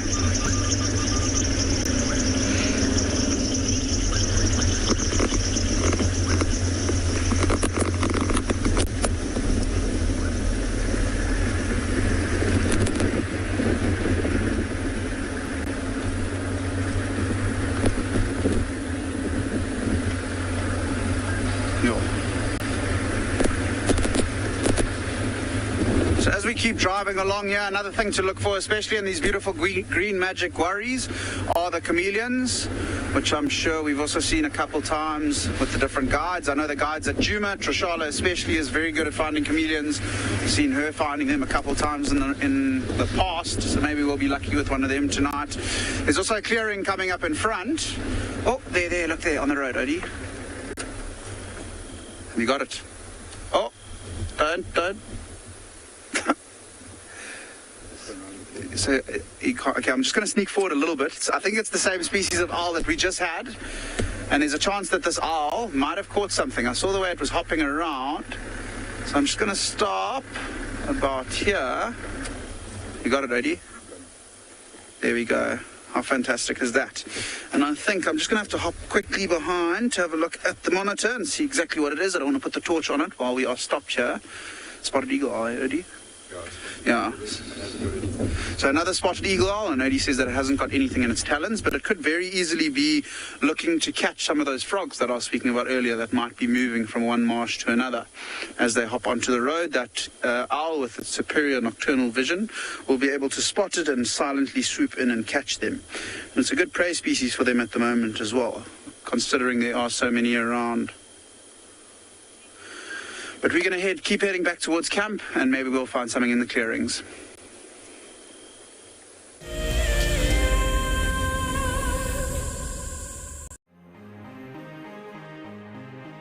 Hi, I'm Sue. I'm from South Africa and I'm the incredibly lucky winner of the Tswalu competition. Tswalu has so much to offer, but we're really looking forward to the game viewing options, as going out with a personal guide who has so much knowledge will just be exceptional. Motsi Lodge looks absolutely amazing and we're so looking forward to spending time there. It really is out of this world. I only registered as an explorer towards the end of January, so when the email arrived stating that I was the winner, it took me totally by surprise. I'd just like to thank Wild Earth and Tswalu for this most incredible prize. It really is a dream come true. Wild Earth Explorers, it's in your nature. Riverbeds are a great way to find water and look for places where elephant have excavated hollows. You can then dig into the sand, and after a couple of feet you should find damp sand which then can be squeezed out or siphoned off for water. And with water being one of our scarcest resources, it is a good idea to conserve water where and how you can. My name is Ross and I'm a field guide at and beyond Pygmy Private Game Reserve. I love getting questions from guests on Wild Earth because I love sharing and learning information about nature with new people, and it also makes me feel like you're all joining me in real life. If you want to ask a question on Wild Earth, then you need to register on our website. Once registered, go to our live safari page and submit your question below our live feed. Look at this, the little one is up and about. Certainly hasn't had enough milk at this age. No amount of milk is enough. Oh, Corky. Too sweet. Oh, look at this.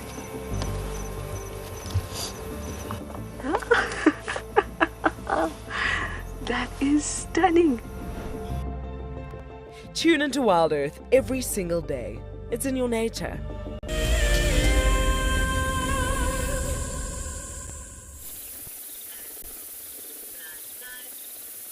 Welcome back, folks.